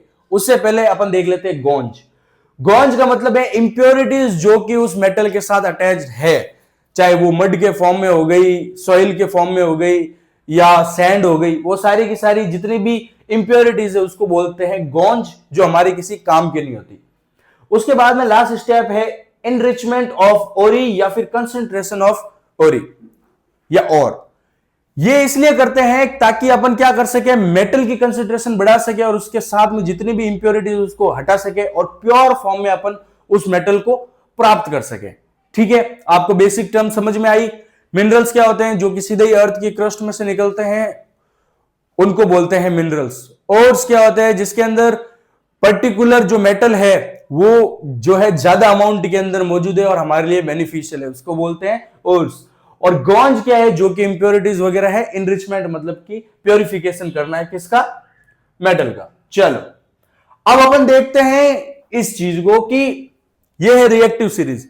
इस रिएक्टिव सीरीज के अंदर जो टॉप 5 है, शुरुआत के 5, वो इतने ज्यादा रिएक्टिव है कि वो हमें कभी भी सिंगल नहीं मिलेंगे। वो हमें हमेशा ही किस फॉर्म में मिलेंगे? कंपाउंड फॉर्म में मिलेंगे, अदर एलिमेंट्स के साथ जुड़े हुए मिलेंगे, उनके साथ रिएक्ट कर लेंगे, हाईली रिएक्टिव है इसलिए। तो इन 5 का एक नियम है, ये कभी भी सिंगल नहीं रहते हैं, ये किसी न किसी के साथ रिएक्ट करके कंपाउंड बना ही लेते हैं। उसके बाद में मिडिल 3, ये क्या करते हैं? मतलब रिएक्टिव तो है लेकिन ये बहुत ही मॉडरेट रिएक्टिव है, तो ये सिर्फ और सिर्फ 3 के साथ ही रिएक्ट करता है। कौन कौन हो गया? इसको मैं बोला है कॉस। कॉस के अंदर ये है कार्बोनेट, CO3, ऑक्साइड और सल्फाइड। इस फॉर्म में अपने को ये देखने को मिलेंगे। कौन से? ये मिडिल वाले 3। मिडिल वाले 3 कौन से हैं? ZnFePb, ये है मिडिल वाला है। ये जो तीनों हैं ये अपने को कोस के फॉर्म में मिलेंगे, कार्बोनेट के फॉर्म में मिल सकते हैं, सल्फाइड या फिर ऑक्साइड के फॉर्म में। और जो बॉटम वाले 5 है, एक तो टॉप 5, बॉटम 5 और मिडिल 5। जो बॉटम वाले हैं ये बेचारे हैं सिंगल फॉरएवर, इनको कभी कोई नहीं मिलती, कोई नहीं मिलती। इसका मतलब ये है कि ये हमेशा ही सिंगल रहेंगे, हमेशा ही बांधे रहेंगे, इनको कोई मिल ही नहीं रही है, तो ये हमें हमेशा ही सिंगल फॉर्म में मिलेंगे। लेकिन इनमें से 3 ऐसे हैं जो ये बोलते हैं क्यों हम भी आगे आएंगे, बॉन्ड बनाएंगे, रिलेशनशिप करेंगे, तो ये तीन जो है क्यों हम भी आगे आएंगे, ये क्या करते हैं, कभी कभी किसी के साथ बॉन्ड के रूप में देखने को मिल जाते हैं। कभी कभी कोई होता है कि भाई थोड़ा बहुत ट्राई करते हैं तो उनको कोई ना कोई मिल ही जाता है। तो ये तीन है, क्यों हम भी आगे आएंगे और बॉन्ड बनाएंगे। तो क्यों से हो गया कॉपर, Hg और Ag। ये जो तीन है वो कभी कभी जो है किसी के साथ बॉन्ड बना लेते हैं और मिल जाते हैं, बहुत रेयरली। ठीक है, चलो अब अपन सबसे पहले देखेंगे एक्सट्रैक्शन मेटल का मिडिल वालों का, कि मिडिल वाले अगर क्रॉस फॉर्म में है यानी कि कार्बोनेट, सल्फाइड और ऑक्साइड, तो उनको इनसे अलग कैसे करेंगे, इनका इनके साथ ब्रेकअप कैसे करवाएंगे, चलिए देखते हैं। देखो जो मिडिल वाले हैं, एक्सट्रैक्शन ऑफ मिडिल मेटल्स, उसके अंदर से जिंक, फेरस एंड लेड, ये तीनों है, लेकिन अपने सिलेबस में सिर्फ और सिर्फ जिंक का ब्रेकअप दिखाया गया है। जिंक का ब्रेकअप अपन कैसे करवाएंगे, कार्बोनेट, ऑक्साइड और सल्फाइड के साथ, चलिए देखते हैं। अगर जिंक भाई साहब जो है सल्फाइड के साथ हो या फिर किसके साथ हो, अपने कार्बोनेट के साथ, तो अपने को क्या करना है, इनको कन्वर्ट करना है ऑक्साइड के अंदर। ठीक है, अगर जिंक सल्फाइड के साथ हो या फिर कार्बोनेट के साथ हो, तो अपने को कैसे भी करके उसको ऑक्साइड के साथ लेके आना है, क्योंकि ऑक्साइड को एक्सट्रैक्ट करना बहुत ही ज्यादा आसान है, ऑक्साइड में से जिंक को अलग करना बहुत आसान है। तो जिंक अगर सल्फाइड में है, कार्बोनेट में है, तो उसको लेकर के आओ ऑक्साइड में, और फिर ऑक्साइड से जिंक को अपन अलग कर लेंगे, उनका ब्रेकअप करवाना बहुत आसान होता है। चलो देखते हैं रोस्टिंग। अब जिंक सल्फाइड के साथ है तो अपन उनको करेंगे रोस्ट। अरे यार जिंक तू कैसा है यार, एकदम सुंदर, और ये सल्फाइड एकदम बहुत ज्यादा बदसूरत, तुम क्या साथ में करो, ये तो तेरी बुराई कर रहा है। तो इस प्रकार से अपन करेंगे रोस्ट। रोस्ट करेंगे मतलब हीट देंगे। तो जिंक सल्फाइड को अपन करेंगे हीट, और ऑक्सीजन उसके पास है नहीं, तो ऑक्सीजन की अपन रखेंगे भरपूर मात्रा, एक्सेस ऑफ एयर या फिर एक्सेस ऑफ ऑक्सीजन वो रखेंगे। तो अब करेंगे जिंक सल्फाइड, जो कि ये रहा, इसको अपन हीट करेंगे, और हीट किसके अंदर करेंगे, presence of excess air. Excess air मतलब ऑक्सीजन, ऑक्सीजन की बहुत ज्यादा प्रेजेंस होनी चाहिए। तो ये किस में कन्वर्ट हो जाएगा, जिंक ऑक्साइड में, और सल्फर डाइऑक्साइड जो है वो बाहर निकल जाएगी, ब्रेकअप। लेकिन अब कौन आ गया, जिंक ऑक्साइड आएगा, अपने को यही लाना था। जिंक ऑक्साइड में से जिंक और ऑक्साइड को निकालना बहुत आसान है। इसको बोलते हैं रोस्टिंग। रोस्टिंग का मतलब है जिंक सल्फाइड में से जिंक एंड सल्फाइड को अलग करना, उसको बोलते हैं रोस्टिंग। वो कैसे करेंगे, हीट करेंगे एक्सेस एयर के अंदर। ठीक है, अब देखते हैं कैल्सिनेशन। कैल्सिनेशन से पता चल रहा है कि अपन क्या अलग करेंगे, कार्बोनेट को जिंक से अलग करेंगे, जिंक कार्बोनेट को अलग करेंगे। तो कैल्सिनेशन के अंदर अपन क्या करेंगे, कार्बोनेट है उसको भी हीट करेंगे, लेकिन अब की बार अपन एयर की जो लिमिटेशन है वो थोड़ी सी लिमिट कर देंगे, एयर को कम कर देंगे। तो जिंक कार्बोनेट को हीट किया लिमिटेड एयर के अंदर। ठीक है, तो जिंक ऑक्साइड बन गया और कार्बन डाइऑक्साइड बाहर निकल गया। अब जिंक ऑक्साइड, अपना मेन मकसद क्या था, अपना जो टारगेट था कि जिंक सल्फाइड से जिंक ऑक्साइड के अंदर लाना, कार्बोनेट से जिंक ऑक्साइड के अंदर लाना। जिंक ऑक्साइड आया, अब जिंक ऑक्साइड को कैसे अपन अलग करेंगे, चलो देखो। जिंक ऑक्साइड है, इसका अपन करवा देंगे रिडक्शन। रिडक्शन मतलब ऑक्सीजन का हटना, उसको रिडक्शन बोलते हैं। तो जिंक ऑक्साइड की रिएक्शन करवा देंगे कार्बन के साथ। तो जैसे ही जिंक ऑक्साइड की रिएक्शन कार्बन के साथ करवाएंगे, निकल जाएगी कार्बन और मोनोऑक्साइड, और अपने को जिंक मिल जाएगा। ये मिल गया अपने को जिंक, और वो भी कैसा, सिंगल। इतनी मेहनत करनी पड़ती है किसी को सिंगल करने के लिए, मिंगल से सिंगल करने के लिए। चलो ठीक है, ये मिडिल वाले हो गए, उनमें से अपने सिलेबस में सिर्फ जिंक ही था। अब अपन देखते हैं जो बॉटम वाले हैं, उससे पहले ये क्वेश्चन देख लेते हैं। The extraction of metals from their sulphide ores can not take place without roasting of the ore. क्या ये सही है, बिना रोस्ट करे सल्फाइड को अलग कर सकते हैं क्या अपन, नहीं, रोस्टिंग बहुत ज्यादा जरूरी है। ओके, अब इसका ये रीजन दे रहा है कि roasting convert sulphide ore directly into metals. क्या रोस्टिंग करने से जो सल्फाइड है वो डायरेक्टली मेटल्स के अंदर चला जाता है क्या, नहीं। जिंक सल्फाइड को जब अपन रोस्ट करते हैं तो बनता है जिंक ऑक्साइड। फिर जिंक ऑक्साइड की रिएक्शन किसके साथ करवाते हैं? कार्बन के साथ। तो फिर कार्बन मोनोऑक्साइड गैस निकल जाती है, जिंक का हो जाता है रिडक्शन और अपने को जिंक प्योर फॉर्म में मिल जाता है, अलग हो जाता है। तो ये तो भाई साहब गलत है। तो इसका आंसर क्या होगा? A is true but R is false. R झूठा है, ये गलत है। तो इसका आंसर होगा ये। ठीक है, चलिए आगे बढ़ते हैं। अब एक्सट्रैक्ट करवाने हैं जो सबसे बॉटम वाले है। उनमें से कौन आगे आएंगे? क्यों हम भी आगे आएंगे। तो अपन कॉपर और मरकरी का अपना एक्सट्रैक्शन दिखाया गया है, तो इन दोनों को ही अपन देखेंगे। ठीक है, सिल्वर का नहीं है। चलो, अब इनके सल्फाइड ओर्स को कन्वर्ट करने के लिए भी अपने को क्या करना होगा? रोस्टिंग करनी होगी, जैसे कि उसमें किया था। ठीक है, अब ये कार्बोनेट के फॉर्म में नहीं मिलते हैं, CO3 के फॉर्म में नहीं मिलते हैं। ठीक है, तो कार्बोनेट के फॉर्म में नहीं मिलते हैं तो फिर कैल्सिनेशन यहां पे नहीं होगा, सिर्फ और सिर्फ रोस्टिंग दिखाएगी। ठीक है, अब HGS इसको बोलते हैं सिनाबार। Cinnabar, cinnabar, cinnabar. तो इसको बोलते हैं सिनाबार। किसको? HGS को। HGS को किया हीट विथ एक्सेस एयर, मतलब जो एयर है उसकी क्वांटिटी ज्यादा है, तो अपने को मिल गया मरकरी ऑक्साइड। क्या मिला? Mercury oxide. सेम उसमें जैसे किया था, ऑक्साइड के अंदर कन्वर्ट किया था वही, और सल्फर डाइऑक्साइड गैस बाहर निकल गई। ठीक है, अब जो ये, अब इसके अंदर क्या है कि अपन उसके अंदर रिडक्शन के लिए किसको ले रहे थे? कार्बन को ले रहे थे। यहां पर रिडक्शन के लिए कोई नहीं आएगा, बस हीट करते जाओ। तो जो मरकरी ऑक्साइड बना उसको और हीट कर दो, क्योंकि रिडक्शन की जरूरत किस लिए होती है? जो रिएक्टिव होता है। ये तो बेचारा रिएक्टिव है ही नहीं, इनको तो रोस्ट किया, ये ऑक्साइड में बदल गया, और हीट कर दो तो ये भी छोड़ के चला जाएगा। ठीक है, तो इनको रिडक्शन के लिए जरूरत नहीं। रिडक्शन की जरूरत उनको होती है जो थोड़े से रिएक्टिव ज्यादा होते हैं। तो जिंक थोड़ा ज्यादा रिएक्टिव था, तो उसको फिर रिडक्शन के लिए और लेकर के आए, किसको? कार्बन को और ऑक्सीजन को वहां से साइड किया। चलो, इसको और हीट किया तो मरकरी ऑक्साइड को हीट और करने पर ये मरकरी अलग हो गया, ऑक्सीजन अलग हो गया। सेम का सेम किसके साथ होगा? कॉपर के साथ। लेकिन यहां पर एक छोटी सी चीज है कि जैसे ही कॉपर सल्फाइड को आप गर्म करोगे एक्सेस एयर के साथ, तो कॉपर ऑक्साइड बन जाएगी और सल्फाइड गैस निकल जाएगी। अब ये जो कॉपर ऑक्साइड बना है, अब आप हीट कर रहे हो कॉपर ऑक्साइड बना, ये कॉपर ऑक्साइड क्या करेगा? वापस से रिएक्ट कर लेगा किसके साथ? कॉपर सल्फेट के साथ।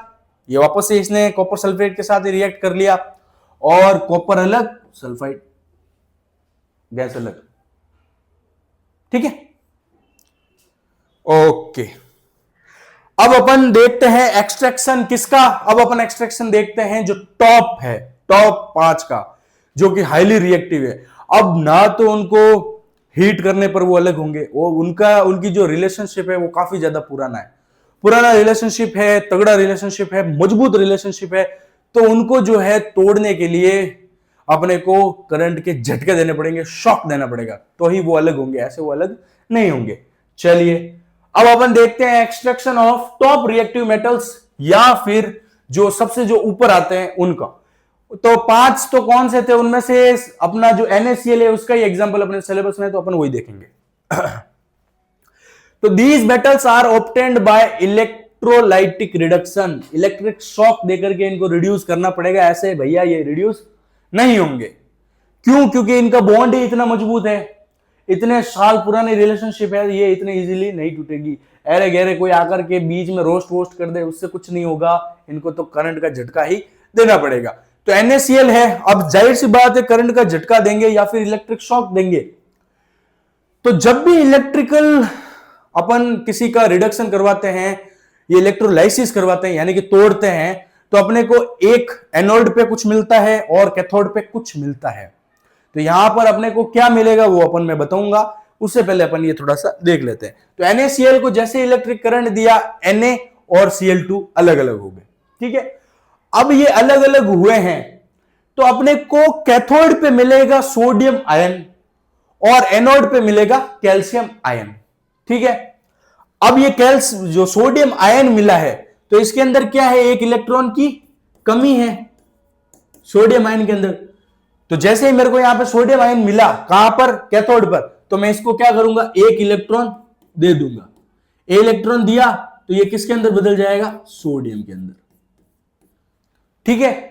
और सेम क्लोरीन के अंदर भी क्या है, क्लोरीन के पास एक इलेक्ट्रॉन है, तो मैं इसे क्या करूंगा, एक इलेक्ट्रॉन ले लूंगा।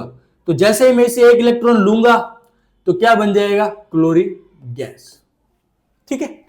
इसमें से एक इलेक्ट्रॉन निकाल दिया और इसमें से इसको एक इलेक्ट्रॉन दे दिया और इसमें से एक इलेक्ट्रॉन निकाल दिया। ठीक है।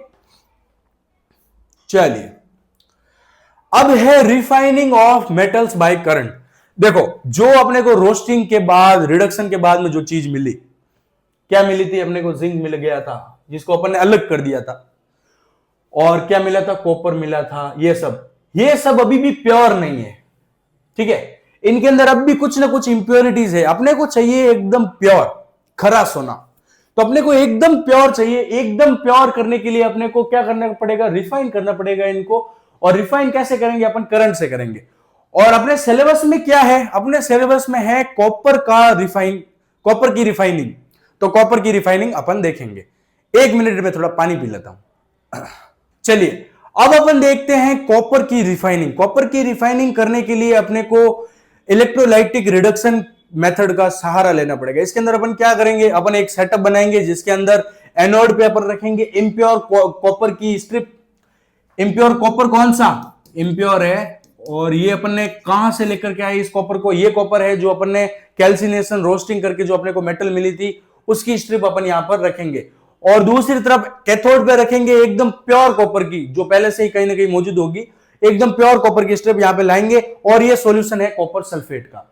अब जैसे ही अपन ने करंट ऑन किया तो क्या होगा, ये जो इम्प्योर स्ट्रिप है इसमें से कॉपर निकल करके इस सॉल्यूशन के अंदर आ जाएगा। और इस सॉल्यूशन से कॉपर जो है वो कैथोड की जो ये प्योर स्ट्रिप है इसके ऊपर जमा होने लग जाएगा। इस तरीके से यहां पर इकट्ठा होने लग जाएगा। अब कुछ समय बाद में ये जो रॉड है ये पूरी तरीके से पतली हो जाएगी, बिल्कुल पतली। और यहां से जो इंप्योरिटीज होगी, जो ऑब्वियसली बात है ये इंप्योर था तो कुछ ना कुछ इंप्योरिटीज होगी, वो सारी की सारी इंप्योरिटीज इस सॉल्यूशन के अंदर आ जाएगी। और किस तरह की रहेगी, इनसॉल्युबल रहेगी, सॉल्युबल नहीं होगी। इसको बोला जाएगा एनोड मड। और ये जो रॉड है इसके ऊपर अपने को एकदम प्योर कॉपर मिल जाएगा। तो इस प्रकार से अपन रिफाइन करते हैं किसको, कॉपर को। ठीक है, यही अपने सिलेबस में था। चलो अब अपन आगे बढ़ते हैं। अब अपन देखेंगे कोरिजन। कोरिजन का मतलब होता है जब मेटल एनवायरमेंट से एसिड के साथ रिएक्ट कर ले, वाटर के साथ रिएक्ट कर ले, या फिर सल्फर के साथ रिएक्ट कर ले, कार्बोनेट के साथ रिएक्ट कर ले, तो इस तरीके से ये इनके साथ रिएक्ट करके मेटल का क्या होने लग जाता है, कोरिजन होने लग जाता है। मेटल का जो है वो बेसिकली मेटल जो है कमजोर होने लग जाती है, उसकी क्वालिटी डिग्रेड होने लग जाती है, उसको अपन बोलते हैं कोरिजन। अब इसकी डेफिनेशन देख लेते हैं। Corrosion is the slow eating up of metals due to the formation of metal oxide, metal carbonates और मेटल सल्फाइड्स। अब इनके सरफेस पर ये सारे के सारे इकट्ठा होने लग जाते हैं और substance like oxygen, water vapour और acid present in air. Rusting of iron इसका प्राइम एग्जांपल है। रस्टिंग ऑफ आयरन के अंदर क्या होता है, आयरन क्या करता है, बेसिकली एनवायरमेंट से ह्यूमिडिटी एंड ऑक्सीजन के साथ रिएक्ट करके रस्ट का फॉर्मेशन कर लेता है, जिसको अपन बोलते हैं फेरस ऑक्साइड, आयरन ऑक्साइड भी बोलते हैं, Fe2O3। उसके अंदर क्या होता है कि आयरन की जो क्वालिटी है वो डिग्रेड होने लग जाती है। और वो कैसे होता है, किसके साथ रिएक्ट करके, ऑक्सीजन एंड H2O। चलो, green coating on copper due to formation of copper carbonate. Copper carbonate जब बनता है तो कैसा कलर कैसा कलर दिखाई देता है, ग्रीन कलर का। और ये कार्बोनेट कैसे बनेगा, एनवायरमेंट में कार्बन डाइऑक्साइड के साथ कॉपर रिएक्ट कर लेगा। ये एक एग्जांपल है स्टैच्यू ऑफ लिबर्टी। शुरुआत में जब बनी थी तो वो ब्रॉन्ज कलर की थी, रेडिश ब्राउन कलर की, लेकिन बाद में इसने CO2 के साथ रिएक्ट किया और क्या बना लिया, कॉपर कार्बोनेट, और बाद में ये ग्रीनिश कलर की। अभी ये कैसी है, ग्रीनिश कलर की। और ठीक वैसे ही सिल्वर को जब खुला छोड़ते तो ये क्या करता है, एनवायरमेंट से सल्फर के साथ रिएक्ट करके जो है Ag2CS बना लेता है, और उसकी वजह से इसका जो कलर है वो किस प्रकार का हो जाता है, हल्का सा ब्राउनिश या फिर ब्लैकिश कलर हो जाता है। सबसे पहले सिल्वर ऐसा था, बिल्कुल चमकीला, और जैसे इसको खुला छोड़ा उसने क्या किया, सल्फर के साथ रिएक्ट कर लिया और इस तरीके का Ag2S की इसके ऊपर लेयर चढ़ गई, और ये लेयर कैसी होती है, ब्राउनिश या फिर ब्लैकिश इन कलर। चलो आगे बढ़ते हैं। अब कोरिजन से प्रिवेंट कैसे करें, तो सबसे पहले इसके ऊपर पेंट कर दो, पेंटिंग करते हैं, ऑयलिंग कर दो या फिर ग्रीसिंग कर दो। अगर अपन ये कर लेते हैं तो अपन क्या करते हैं, डायरेक्टली और इनडायरेक्टली एनवायरमेंट में जो भी गैसेस है या फिर जो भी अदर नॉन मेटल्स है उनके साथ रिएक्शन को अपन प्रिवेंट कर देते हैं। एनोडाइजिंग का मतलब होता है थिक एल्यूमिनियम ऑक्साइड की लेयर बना लेते हैं मेटल के ऊपर, और गैल्वेनाइजेशन का मतलब है जिंक की लेयर बना लेते हैं किसके ऊपर, आयरन एंड स्टील के ऊपर। एनोडाइजिंग से ही पता चल रहा है एल्यूमिनियम की थिक ऑक्साइड लेयर बनाएंगे किसके ऊपर, मेटल के ऊपर। इस वजह से मेटल जो है रिएक्शन से बच जाएगा, किससे, एनवायरमेंट में मौजूद कार्बन डाइऑक्साइड से और ऑक्सीजन से और वाटर से। ठीक है, चलो आगे बढ़ते हैं। चलिए अब अपन देखते हैं एलॉय। एलॉय का मतलब है होमोजेनियस मिक्सचर ऑफ टू और मोर मेटल्स और ए मेटल और अ नॉन मेटल। क्या होता है मैं समझाता हूं। या तो मेटल मेटल हो या फिर मेटल प्लस नॉन मेटल हो। ठीक है, या तो मेटल मेटल ले लो या फिर मेटल नॉन मेटल ले लो। होमोजेनियस का मतलब है ये एकदम प्योर होना चाहिए, ये भी एकदम प्योर होना चाहिए, बिल्कुल भी इसके अंदर किसी भी प्रकार की मिलावट नहीं होनी चाहिए, इंप्योरिटी नहीं होनी चाहिए, होमोजेनियस होना चाहिए, एक जैसा होना चाहिए। चलो इसके एग्जांपल देखा, स्टील प्योर आयरन के अंदर 0.05% क्या मिला दिया, कार्बन मिला दिया, तो ये और ज्यादा हार्ड एंड स्ट्रॉन्ग हो गया। स्टेनलेस स्टील आयरन के अंदर निकल और क्रोमियम मिला दिया तो हार्ड, और इसके ऊपर रस्ट नहीं लगता है, रस्टिंग नहीं होती। तो जो स्टील होता है उसके अंदर क्या मिला दे, आयरन, निकल एंड क्रोमियम। और एमलगम, एमलगम कहीं पर भी आए याद रख लेना है कौन आएगा, मरकरी। तो अब क्या है, एक मरकरी का एलॉय है जो कि कहां पर यूज किया जाता है, जब अपन एक्सट्रैक्शन करते हैं मेटल का वहां पर यूज किया जाता है। 11th के क्लास के अंदर आप इसको डिटेल में पढ़ोगे। Brass because alloy of zinc and copper, इसको आप इस तरीके से याद कर सकते हो। पुअर कंडक्टर ऑफ इलेक्ट्रिसिटी, जैसे कि आपको पता है कि जो मेटल्स होते हैं, देखो जिंक एंड कॉपर दोनों ही कैसे हैं, बहुत ही अच्छे कंडक्टर हैं किसके, इलेक्ट्रिसिटी के। लेकिन जो ये ब्रास बना है वो है पुअर कंडक्टर ऑफ इलेक्ट्रिसिटी।